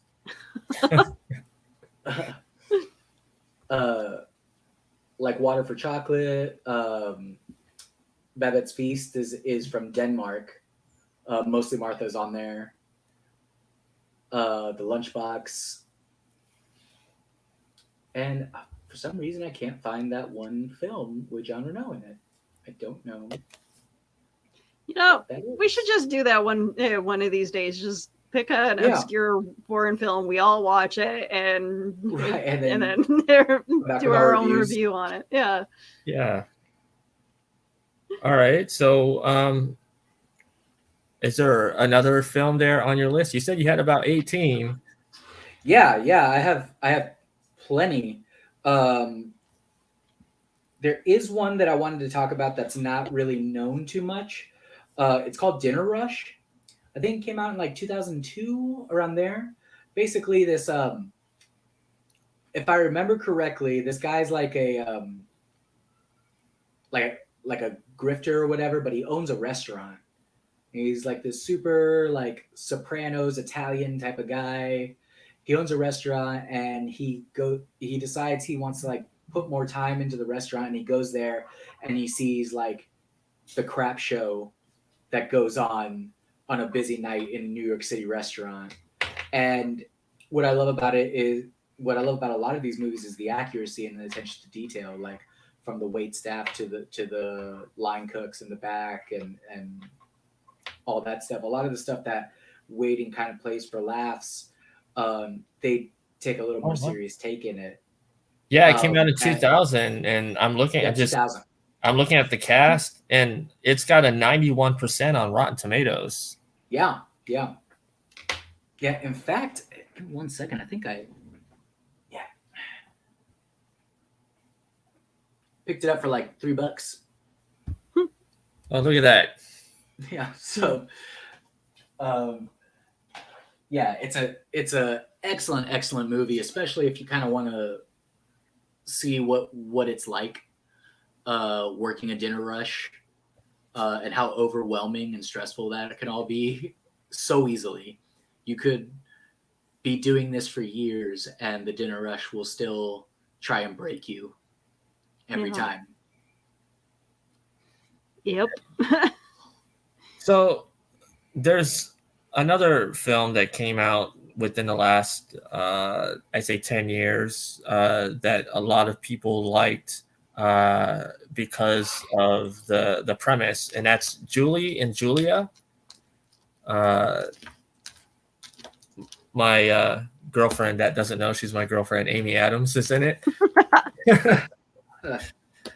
But it's I was like, wait, what? I'm a little slow. And then it's Shut up. as Julia Childs, it's yeah. I'm just gonna start throwing things at him. Yeah, you distracted me throwing. But okay, I have my cat that's pacing Meryl back Streep. and forth and yeah, yelling Meryl at me. Streep as Julia Childs. Sit down. And this movie is interesting how they do it, because it's like it takes place in modern time, but then it flashes back to Julia Childs and how their lives parallel each other.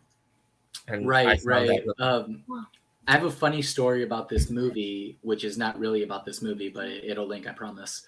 Me and my buddies were doing trivia at a bar one time, and my roommate Tim was with me, and the question was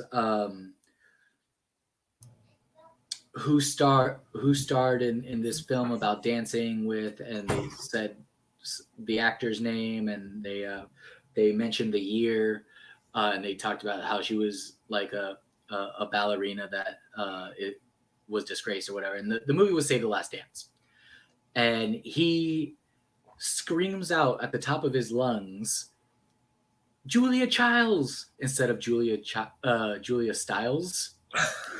So we got the question wrong,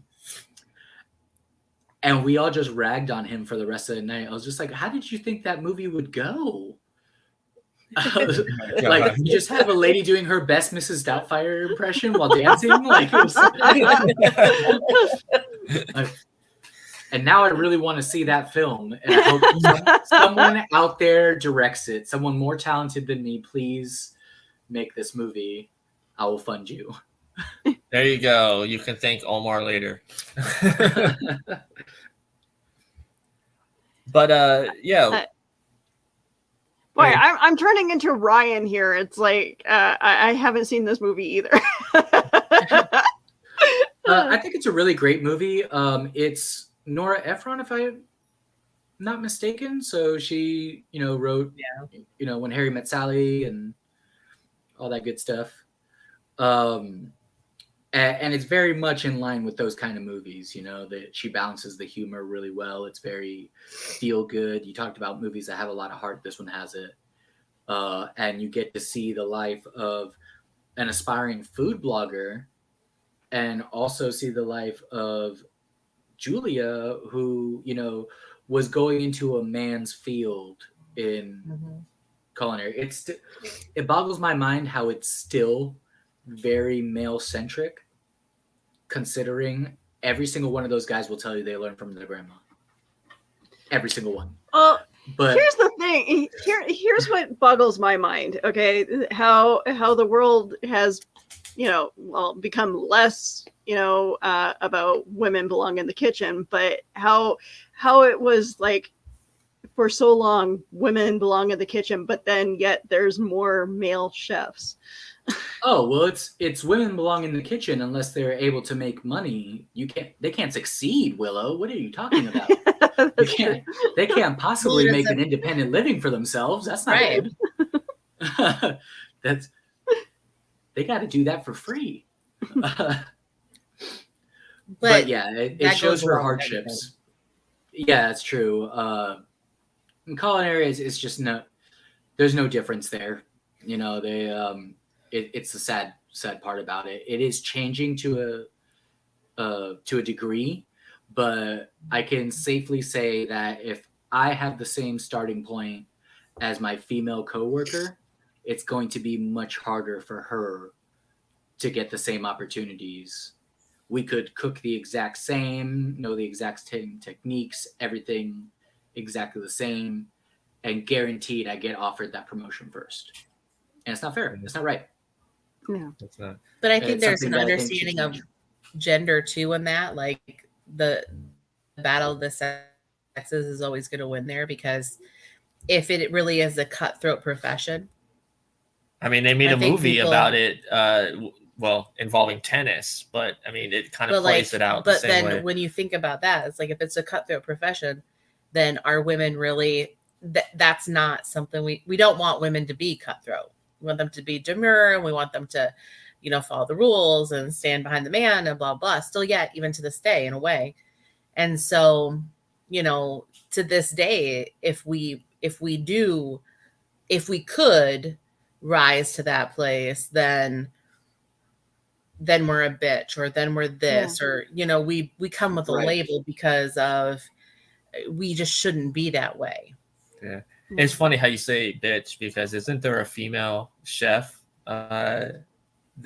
she calls herself the bitch chef or something like that? Nadia, she's on the food channel or on the cooking channel. It's called Bitchin' Kitchen. So, like the point is that, there's a very Russian name too.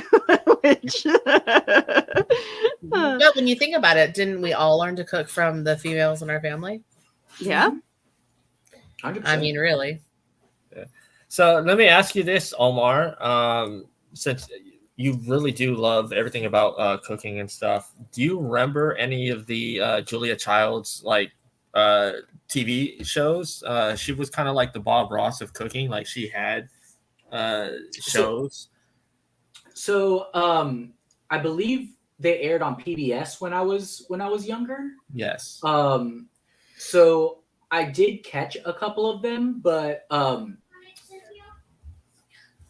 for me, like that introduction to that cooking celebrity, what was Emerald, right? Like when I was growing up and I actually got an interest in cooking was probably around 6th grade and middle school. And me and my best bud, Daniel Miranda, who I am friends with to this day, and he is also an incredible chef. We would watch Emerald a lot, but I was familiar with Julia Child. I can't say that I watched a lot of her specials though. Oh yeah. So the next movie that we should all talk about here, and you brought this up, and I was looking at the cast, and I mean, it's got Helen Mirren. It's the 100-Foot Journey. Yeah. I also looking at the actor here. He actually plays on the hit Fox show The Resident. Mm-hmm. Okay. Manish. I'm gonna butcher the name because it's Indian. Dale. I told you that it doesn't work. Hold on, got to plug us in. Okay. But yeah, you want to talk about the 100-foot journey? Yeah, so it's based off of a book that's there's, for as many movies as there are on the subject of cooking, there's not a lot of fiction like in books, and this is one of the few that is really, really enjoyable and really fun. Oh man, I'm gonna get an epileptic seizure just like staring at your screen, guys. Yeah, it's about an Indian family that I want to say they moved to France, and they decide to open up their Indian restaurant across the street from like a French restaurant that has like 2 Michelin stars, you know, and Helen Mirren plays the chef and owner of that restaurant, and she takes a lot of umbrage with the family across the street and their style of cooking. It's loud, it's family style, it's not the proper French way. But the young son is an aspiring chef, and he wants to learn under her because she's the best. So he takes a job with her, and he works his way from the bottom up and shows off his talent with his spices from his home. And it's just a really feel good movie because it shows his journey into becoming a chef, and it also shows a romance blossom between Helen Mirren and his father as neighbors who, you know, they're kind of like oil and water at first.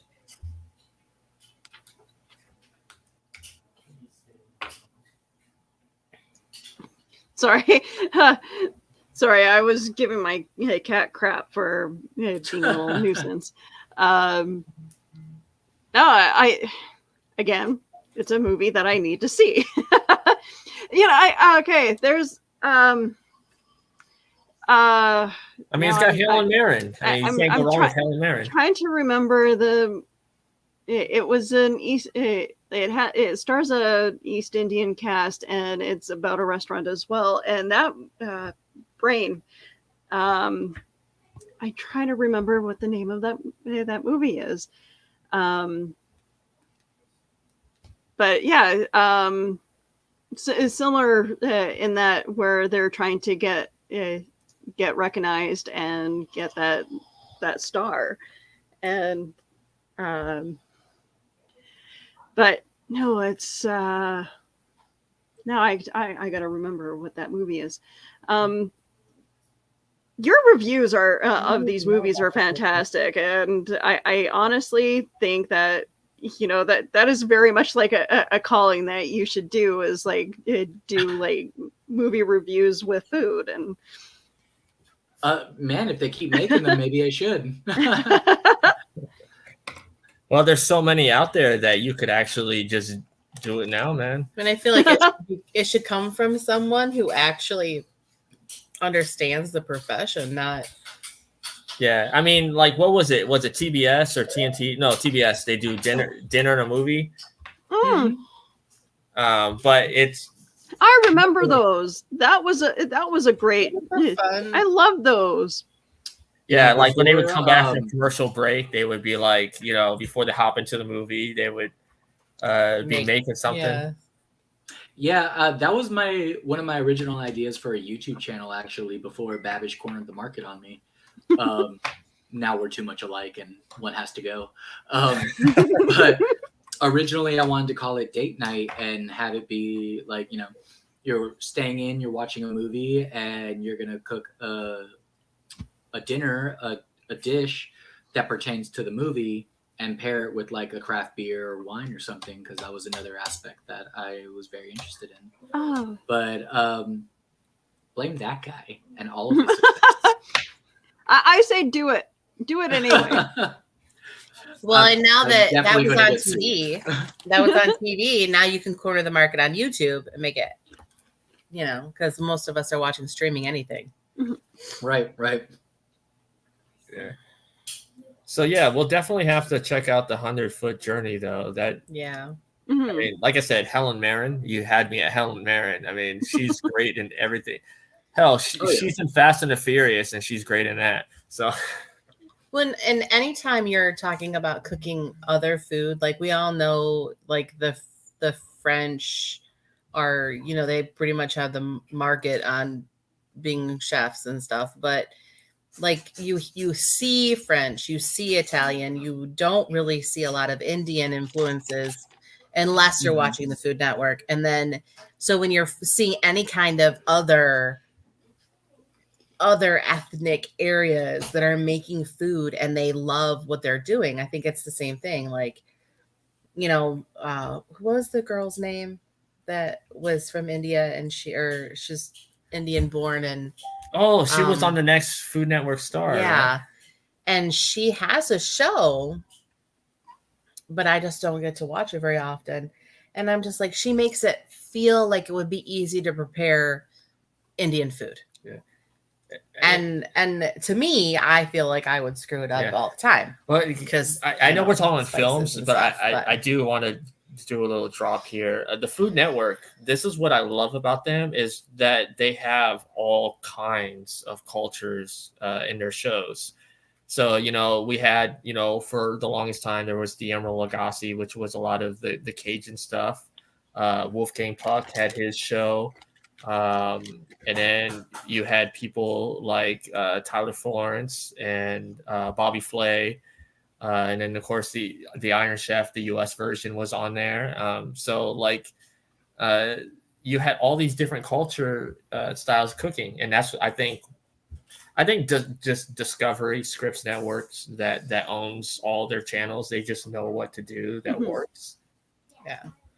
But I want to see, like, part of what made Rachel Ray so easy to follow was that she used interesting everyday things that you could buy in the supermarket, but you may not have ever bought because you're busy. You have 5 minutes to prep dinner, like kind of mom, you know, but you could still make something that was really great. And she made it seem easy, and she made it very attainable for us, you know, to follow a recipe and to use things we could find in the supermarket. See, I like Rachel Ray, and I also don't like her in a way because she puts down baking so much during her shows. And I'm just like, I like her cookbooks. I don't generally like her.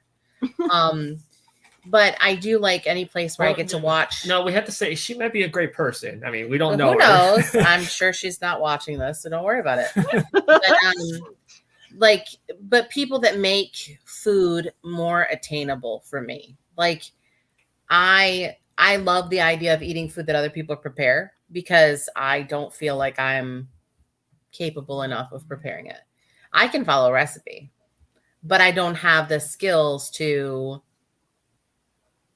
just make something. Yeah.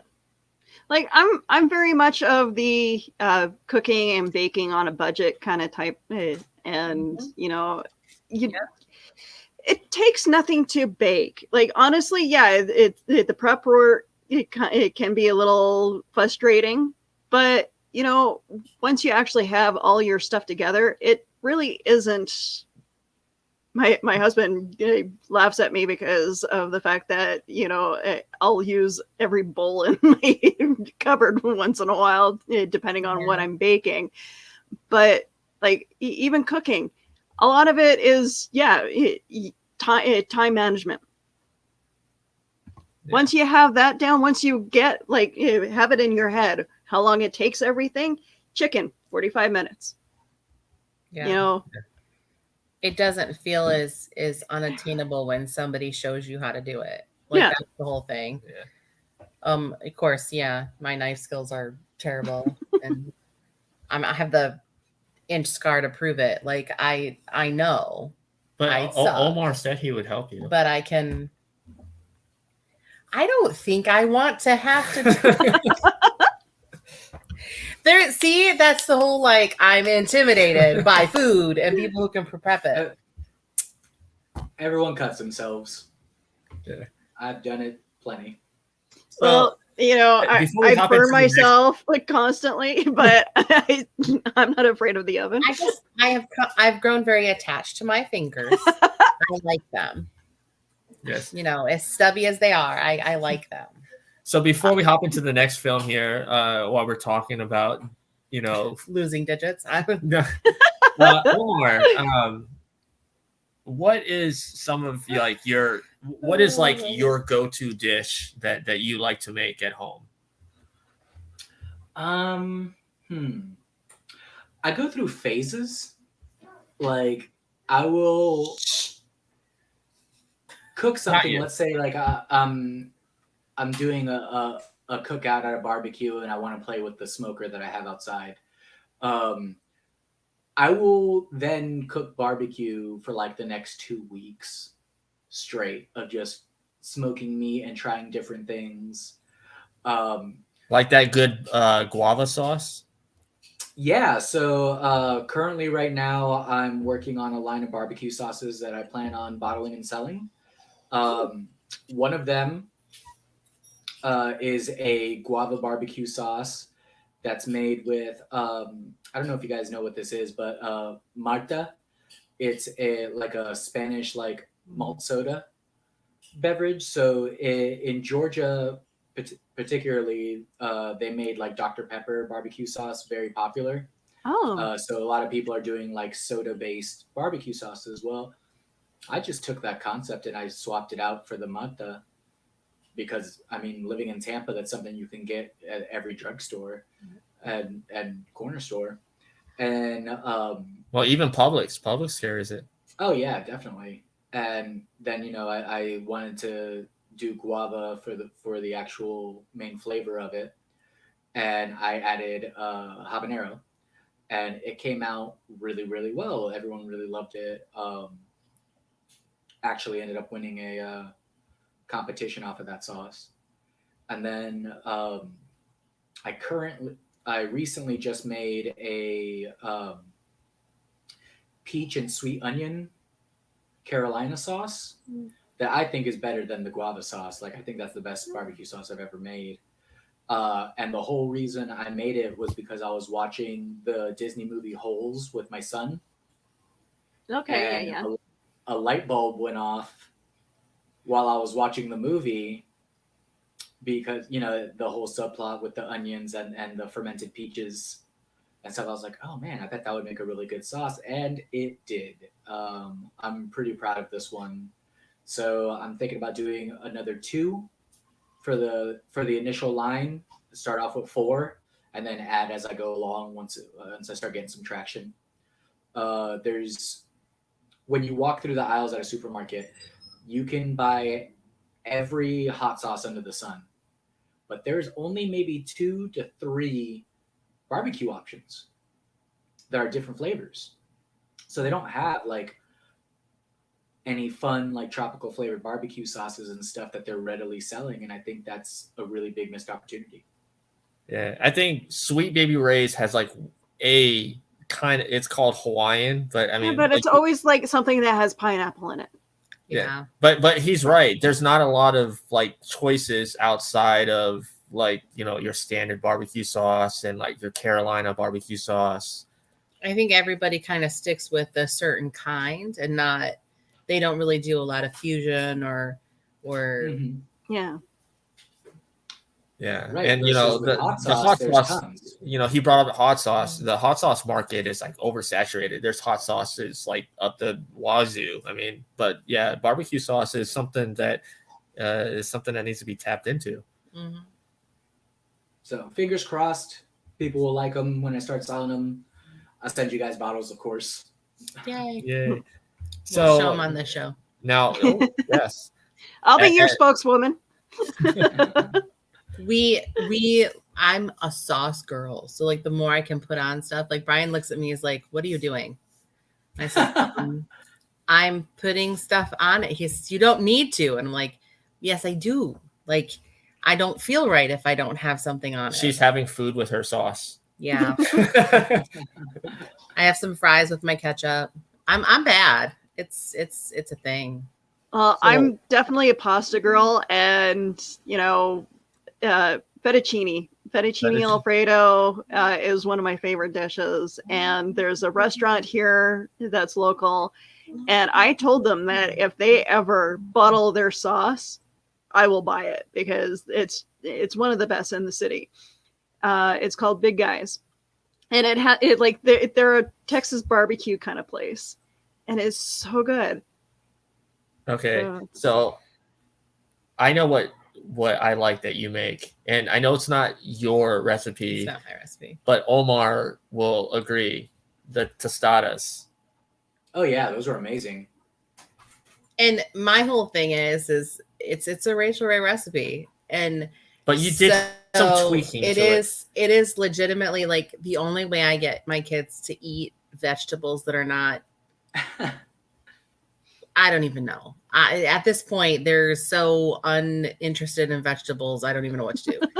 So, it's rotisserie chicken with zucchini and cheese. That's two different kinds of cheese, and it's tomatillo, the green salsa. And so it's super easy to make. And I store buy the tostada shells because you can make them, but putting things in the broiler is bad for me, and I blow things up and burn them and set fire to things. It's not good. And if you know me, you know why, because I have terrible time management skills and I don't pay attention. And my mom tells me this all the time. She says, "You're the worst cook ever." But Omar, ovens have timers on it. Omar did try these, and Omar loved them. I remember he was, "These are really good." I was like, "Yeah, minus the knife skills. Don't look at those." Yeah, I remember like trying to put on a brave poker face when I realized it was all gone. Oh no! I like peeked around into the kitchen. I was just like, it's like there aren't anymore. Yeah. fine.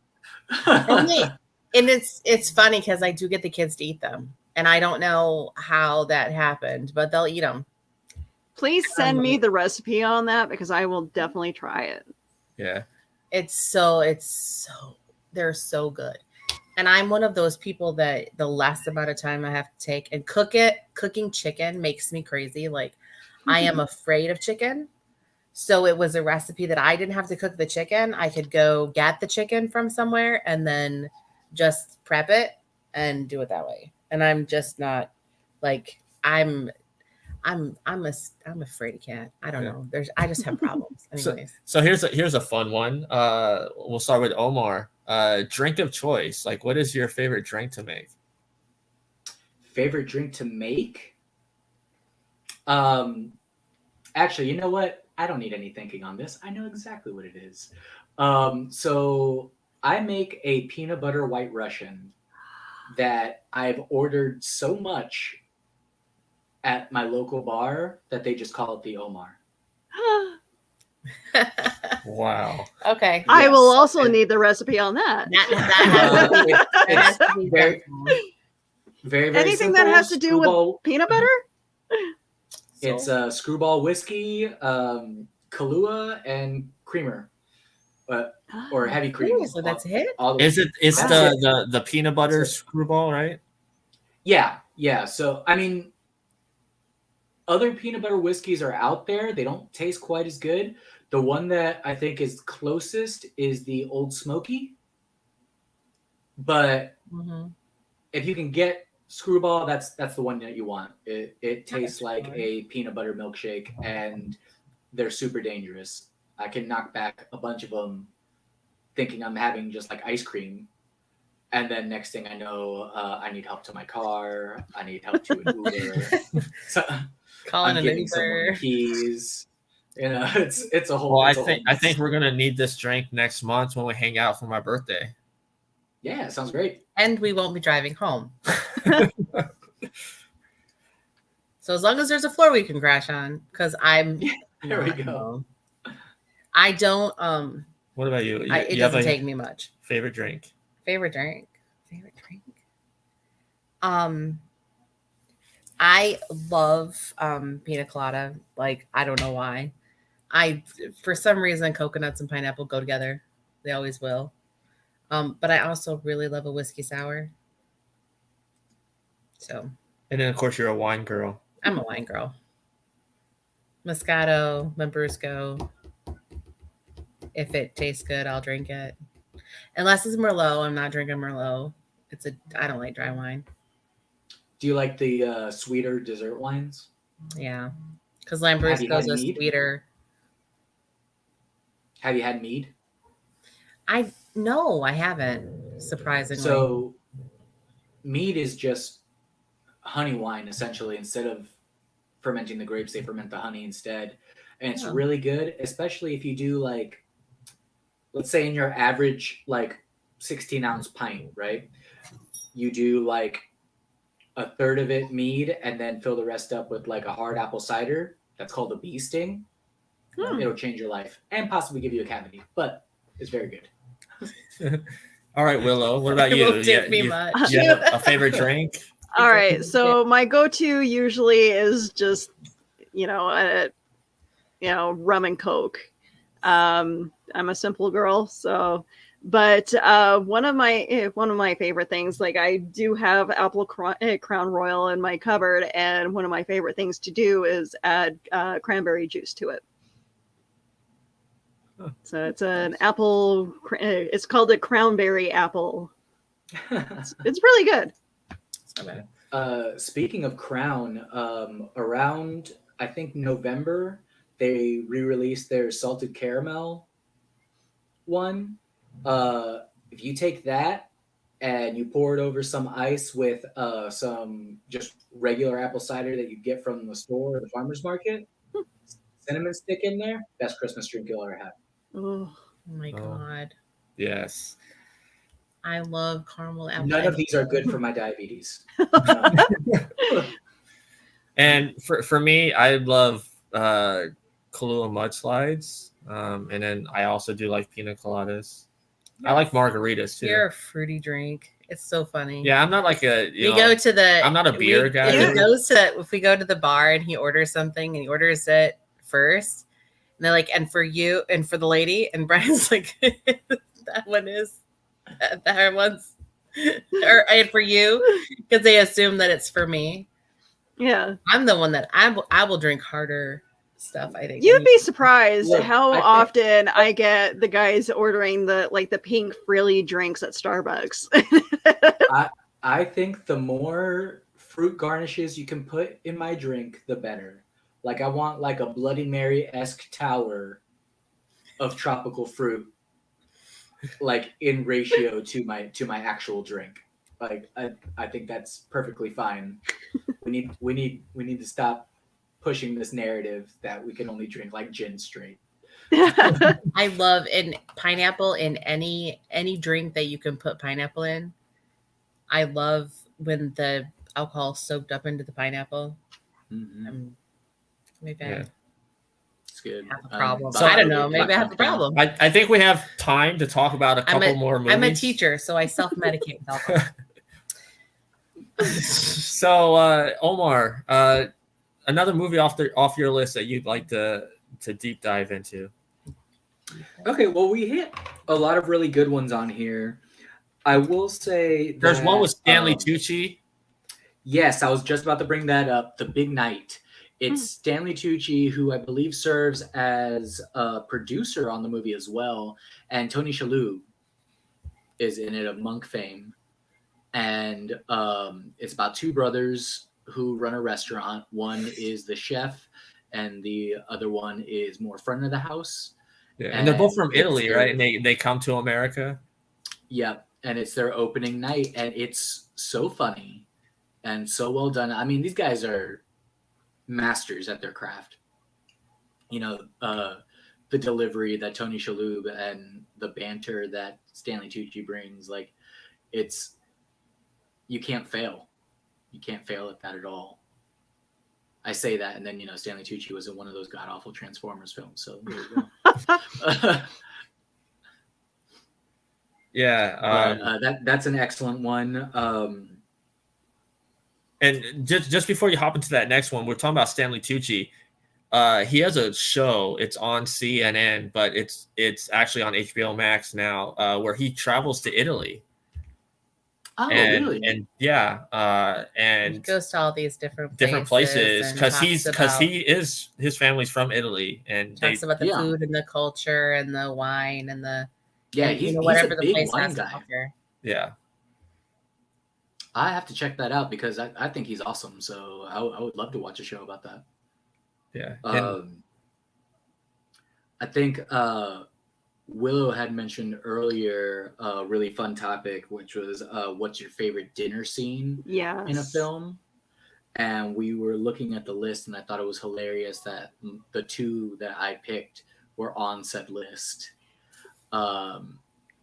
And that was the dinner scene in Beetlejuice, because, you know, Yep. everyone likes the banana song. And then Texas Chainsaw Massacre. Oh yeah. Like the Toby Hooper one is still one of the most unsettling and campy scenes I've ever seen. Like, if I show it to an adult now, they're going to be like, this is kind of cheesy.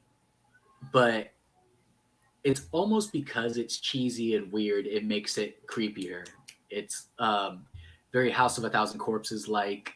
There's, you know, they have this victim essentially strapped down for family dinner, and, you know, you meet the rest of the family besides Leatherface, and you realize that he's probably the least terrifying of the bunch. Yeah. And they're all arguing with each other. That's so funny. Oh, they're all arguing and screaming, and it's chaos, and it's unintelligible. And they the grandfather or the father is like in a wheelchair, and has this horrible like old man mask on, and it's very clearly so. And they feed him like a little drop of her blood, and he immediately like gets out of the wheelchair and starts dancing up and down, like it's like it brings him back to life almost. It's just there's such a huge creep factor in that, and Yeah. I think it's the most memorable dinner scene of all time. And and I was actually reading up on it. It took the director like 36 hours to film that whole scene, like in a matter of 36 hours. And you can just feel like the disdain of like each character for each other just in that scene alone. And because it was so hot. There was no air conditioning. I think it was where the house was located was like downwind of some kind of meat processing or something like that, where like it smelled of roadkill essentially, and it was unbearable for the crew for the entire time. Like, people, even after his passing, will talk negatively about Toby Hooper because of their experience on that movie. They just hated him so much.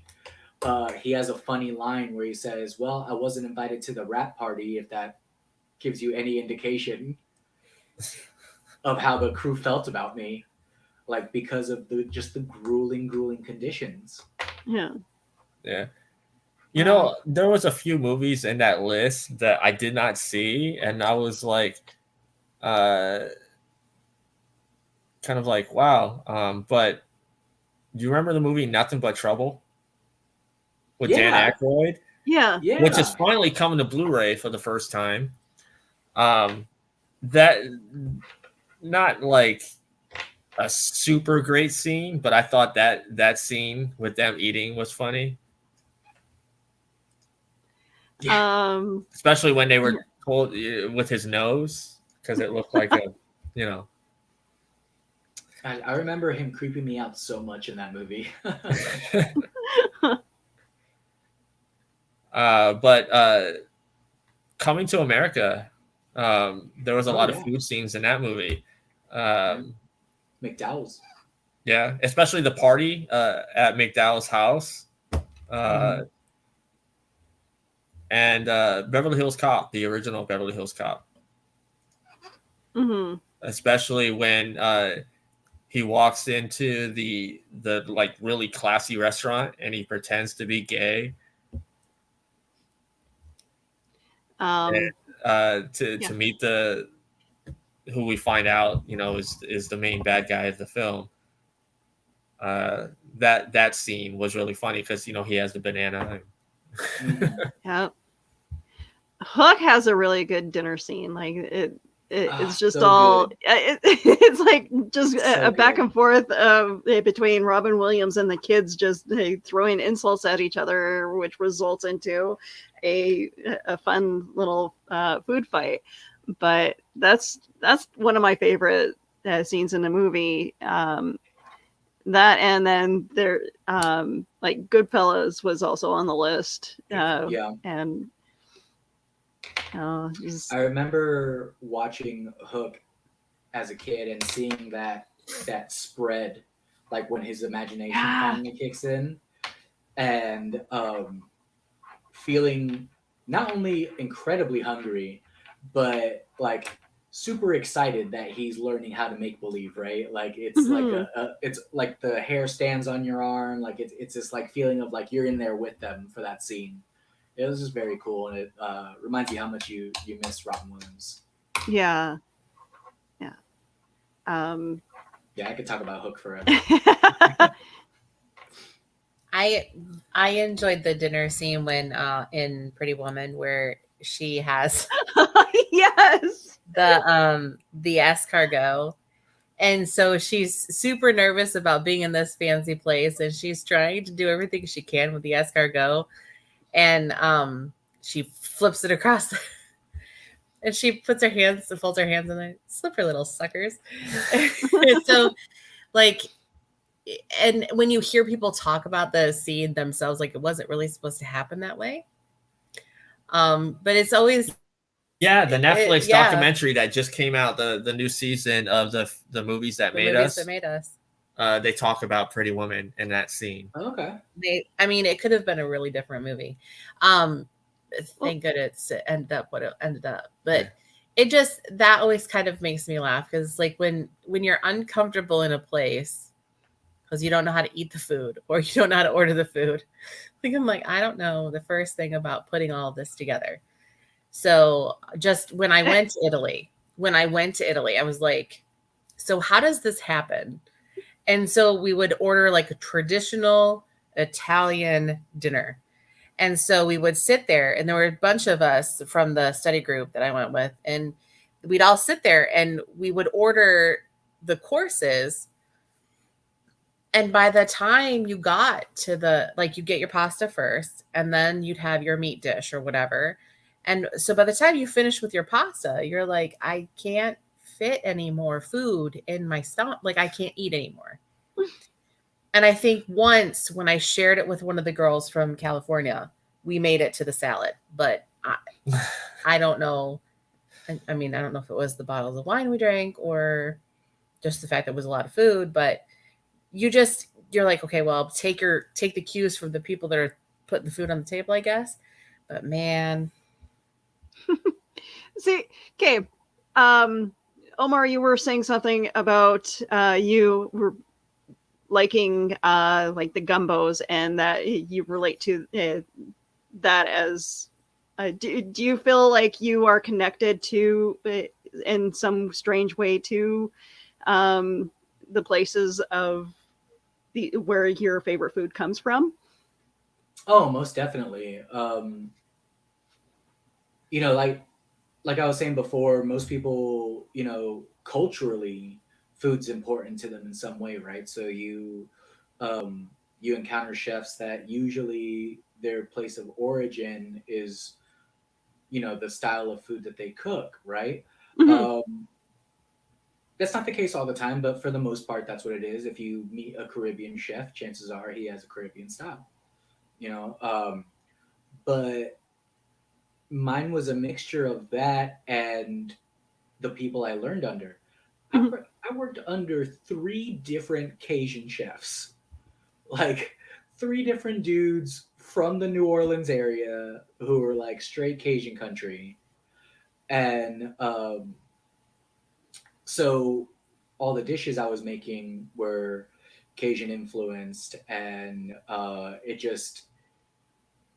it ties me there. I think I'll always forever be um, linked in some way, just based on what I cook at home. Like Yeah. I've worked at Greek places before, I've worked at other spots, and I can make that kind of cuisine. But if I have the kids over, or if I am cooking dinner for me and Kayla, or for you guys if you were to come over, um, chances are I'm gonna say 95%. I'm busting out something that's like a Caribbean Cajun fusion. Yeah. That's just my go-to. It's one of the reasons I really like the movie Princess and the Frog a lot too, because she's in New Orleans and she's Yep. working double shifts as a waitress to try to save money so she can open up her restaurant. I mean, that's that resonates, man. I was saving tip money to try to open up my food truck for a long time, and so I get that feeling. They really tugged at the heartstrings there for me. And I've told you this before many times. That food truck dream is not dead. It's gonna happen. I promise you. One day, hopefully, right? We'll get you there.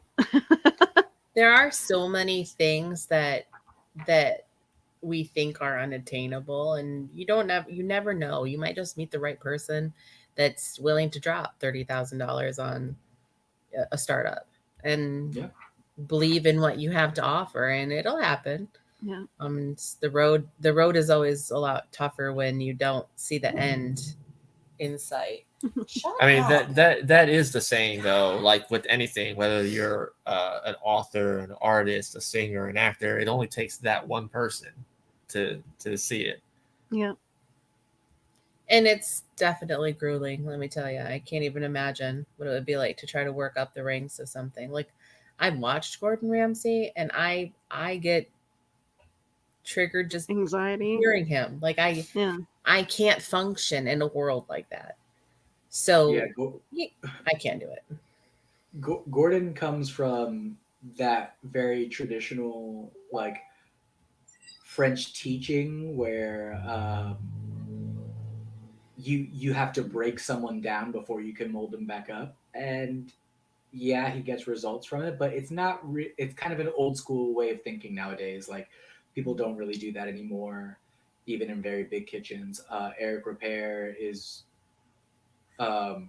very famous for speaking out against that. Like, he's just like, there's no reason to shout abuse towards someone. You can get more results out of someone with, I mean, you catch more flies with honey. Kind of mentality. Anthony Bourdain, who was famous for showing the realistic underbelly side of kitchens, also very much was just like, I don't shout and scream at my staff. Like, we respect each other. Yeah. And it's just that old school way of calling someone an idiot sandwich is not really done anymore. And all respect in the world to Gordon Ramsay. He's obviously on top of the world, but it's I think a lot of that is if for show too, because of the fact that now it is. But if you watch Boiling Point, that's him. He's not famous yet. It's so he's got a really got a bad little mouth meanness to too. him. He's got a dirty mouth. Like, I never could aspire to use as many curse words as he can in a sentence. Yeah, I always thought it was funny that they said you curse like a sailor or you have a mouth like a sailor. I'm just like, man, maybe if those sailors come from a kitchen, like, it's a different level in there. Yeah.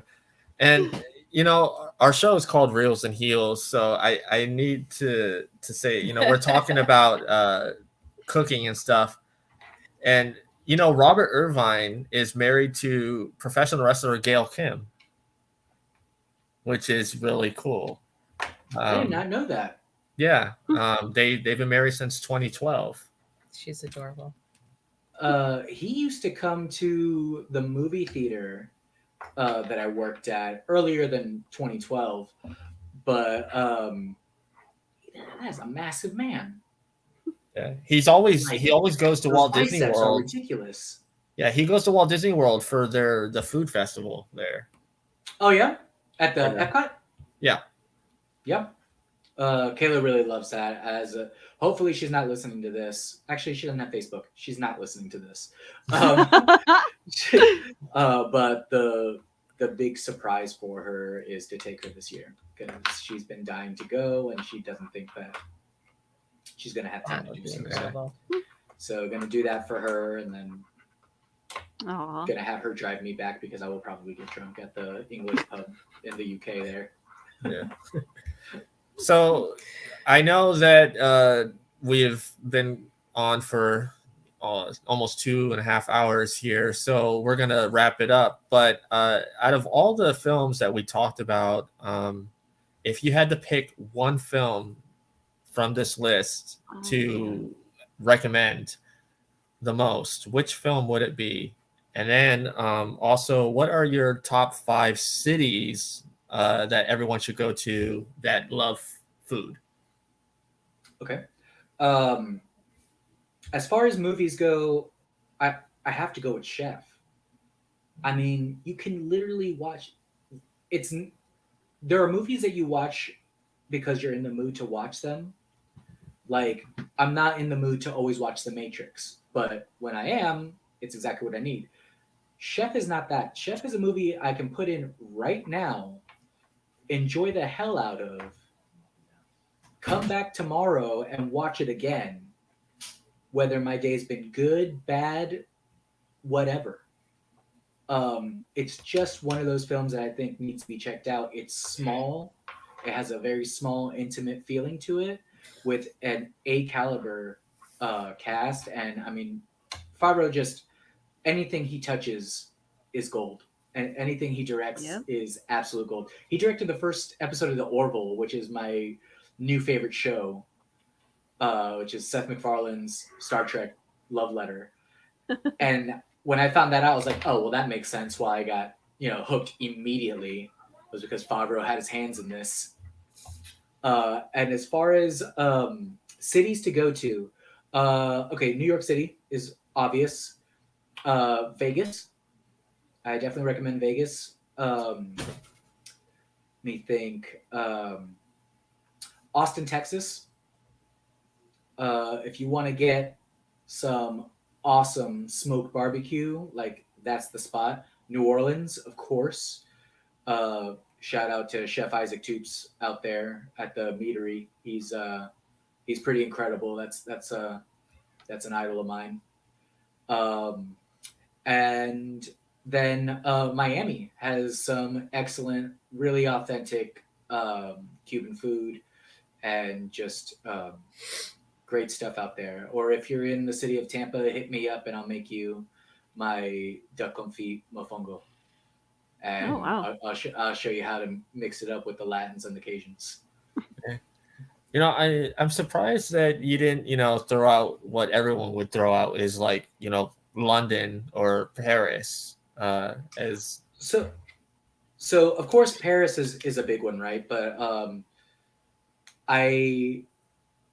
everyone throws out Paris, right? And then London, sure, they have Gordon out there and they have Chef Marco out there and stuff, but they're not necessarily known for their cuisine as much as everyone thinks. Like, and that's no insult or disrespect, but I can go to in the United States, I can literally close my eyes and put my finger on a map, and I will find a spot by an incredible chef out there that's known to the entire world. I can go to Harlem and go to the Red Rooster by Chef Mark. What's his name? It's Marcus Samuelson, I think. He's an Ethiopian chef, but he was brought up Swedish, and he makes the best fried chicken on the planet. all three things. Really weird to combine, but yeah. He was on Iron Chef.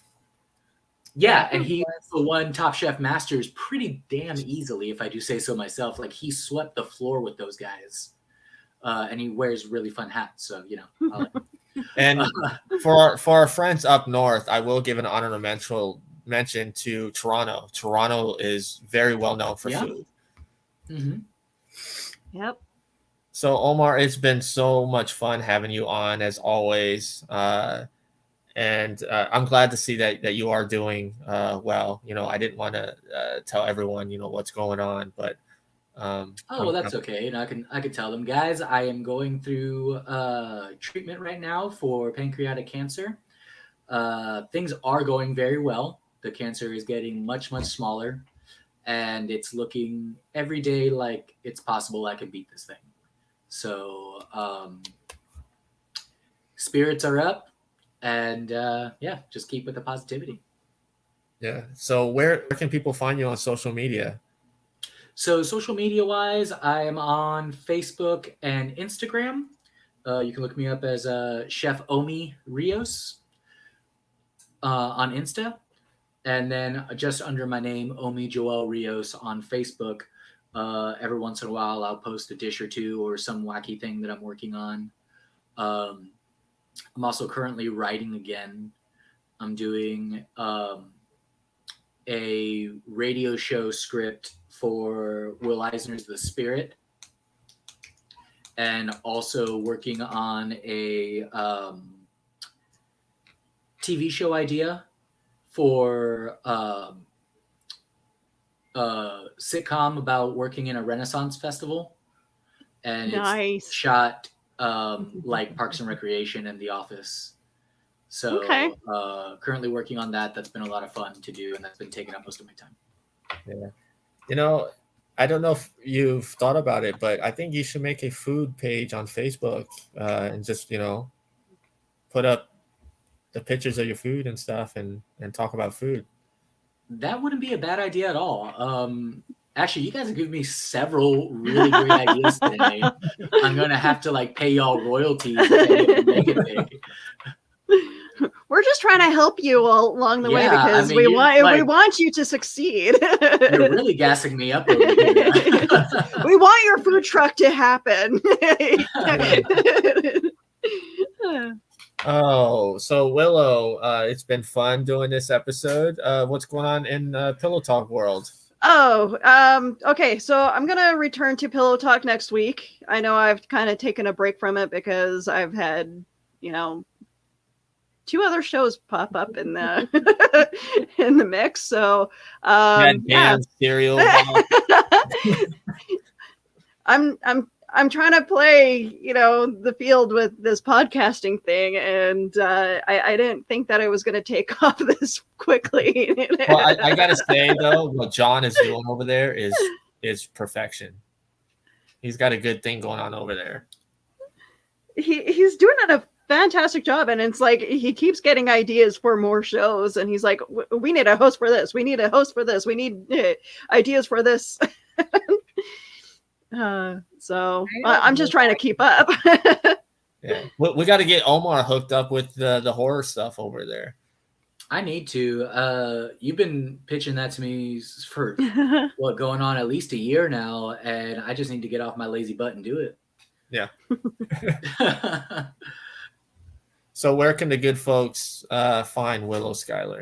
All right, so you can find me pretty much everywhere. I am the social media socialite. I'm on Facebook, Instagram, YouTube, Twitter, Twitch. I can be. Just type in my name. I'm sure something fun. It will pop up on Google. Something will pop up. Well, as we do every episode, it's time to ring that bell.